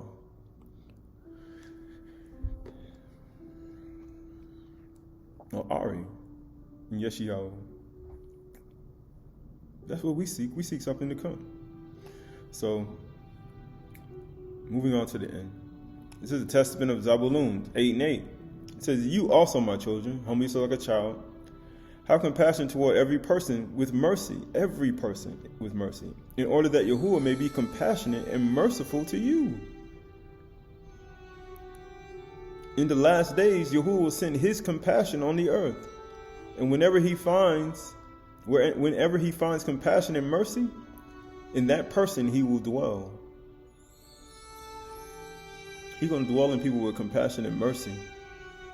To the extent that a man has compassion on his neighbor, to that extent Yahuwah has mercy on him.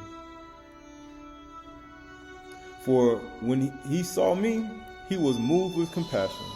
Whomever you see, do not harbor resentment, my children. Love one another, and do not calculate the wrong done by each to his brother or sister. This shatters unity and scatters all kinship. Nobody wants to be a part of nobody. It shatters uniting and stirs up the soul. It stirs up the soul through fighting and warring. It said, "He who recalls evil receives neither compassion nor mercy." So now you see why these things have to die within. Yahuwah is going to dwell in people with compassion and mercy, just like he's compassionate and mercy. We talked about in the Testament of Dan, how he talks about, or Simeon, how he talked about when a person is envy and jealous, it takes over the whole mind. But if he runs to Yahuwah and fears Yahuwah and goes in for safety, he said the evil spirit will depart. And the person he was envious about, he would be compassionate. He would start putting on Yahuwah and his character. Because Yahuwah will dwell in him. Because he has compassion and mercy towards that person. And he said, I'm going to dwell in those with compassion and mercy. So this is Colossians 3:5. Put to death, therefore, what is earthly in you: sexual immorality, impurity, passions, evil desires, covetousness. That covetousness is a part of envy, of falsehood and anger, and lying, and deceit. So, which is idolatry. On account of these, the wrath of Yahuwah is coming. In these you too once walked, when you were living in them. But now you must put them all away: anger, wrath, malice, slander, obscene talk from your mouth. Do not lie one to another. Why? Because you be of your father Satan. Do not lie one to another. Kazab, Lecture. Do not lie. Seeing that you have put off the old self and its practices. The fear of Yahuwah is the beginning of wisdom. And all who practice these things have a good understanding. They change. In a moment, in a twinkling of an eye, they change. Practice makes improvement. And have put on the new self, which is being renewed in the knowledge after the image of the Creator. You're renewing yourself. Here is not Greek or Jew, Yehudi, circumcised or uncircumcised, barbarian, Scythian, slave, free, but Mashiach is all in all. It's one. He's the head, and now he's the head of the body. It says, put on then as Yahuwah's chosen ones. Are you Yahuwah's chosen ones? People he desire to dwell inside? Kadush and beloved and compassionate hearts. Kindness. Compassion. He said he's going to dwell in those who have compassion and mercy. Humility, meekness, patience, bearing with one another, and if anyone has a complaint against another, forgiving each other, as Yahuwah has forgiven you. So you also must forgive. You must forgive that person. You must forgive that friend. You must forgive that brother, that sister. You must forgive that husband, that wife. You must forgive that mother and father. You must forgive that deed, that evil deed they did to you.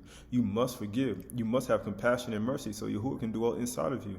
If you don't, he's compassionate, full of compassion and mercy, forgiving sins, transgressions, and iniquities. No wise quitting the guilty. But when he convicts a person, he gives a person the right to change. You must. It says, and above all these, put on Ahab, love, which binds everything in perfect harmony. And let the shalom peace of Mashiach rule in your hearts, to which indeed you were called into one body, and be thankful. Let the word of Mashiach dwell in you richly. Let his teachings dwell in you richly, teaching and admonishing one another in all wisdom. Increase. Righteous just person, righteous man, increase in wisdom and knowledge, understanding. Increase in wisdom. Be superior, right? Exceed, that you may devastate and destroy overly wicked thoughts in your life. Silly fools will die in time. Understand. It binds everything in perfect harmony. Let the shalom, peace of Mashiach rule in your hearts, and to which indeed you were called into one body. Think about a body, how it works. It's only one body. And be thankful. Are you thankful today? Let the word of Mashiach dwell in you richly, teaching and admonishing one another in all wisdom.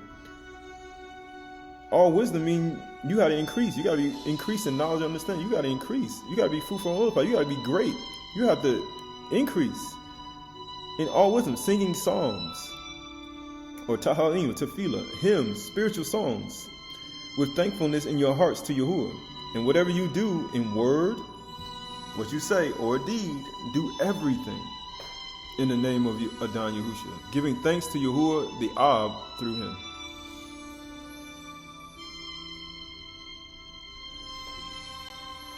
Second Corinthians 2 and 5. Now, if anyone has caused pain, he has caused it not to me, but in some measure, not to put it too severely, to all of you. For such a one, this punishment by the majority is enough. So you should rather turn and forgive and comfort him. Or he may be overwhelmed by excessive sorrow. Why? Because Yahushua came to bear sorrow. He was a sorrow acquainted with grief. Why are you putting somebody in sorrow? So I beg you to reaffirm your love to him. Show love. For this is why I wrote, that I might test you and know whether you're obedient in everything. Because you're supposed to show love and kind. You're not supposed to put somebody in misery, in sorrow. You're not supposed to do that. Anyone whom you forgive, I forgive also. Indeed, what I have forgiven, if I have forgiven anything, has been for your sake in the presence of Mashiach, so that we would not be outwitted by Satan. For we are not ignorant of his designs. Are you still ignorant of his designs? He designs these things. He's the architect of misery and sorrow. He loves seeing people that way, broken. So they'll give ear to his lips, your mischievous tongue. Your emotions, your passions, the seed of appetites. You call severe punishment on somebody. Do unto others you have them do unto you. If somebody did that to you, when you want them to show and reaffirm their love to you, you want to have somebody in excessive sorrow? How sick is your mind? How sick is your thoughts? So this ODE Shaloma 7, 18 through 28. And the Most High shall be known in his Kadeshim to announce to those that have songs of the coming of Yahuwah, right? That they may go forth to meet him and may sing to him with joy. That's the fear of Yahuwah, Simcha, with a harp and many tones.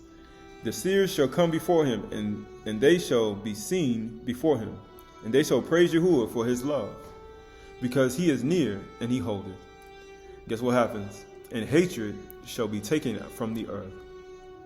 Hatred, lying, deceit, falsehood, anger, envy.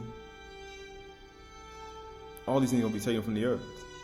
And along with jealousy, it shall be drowned. Envy gonna be drowned.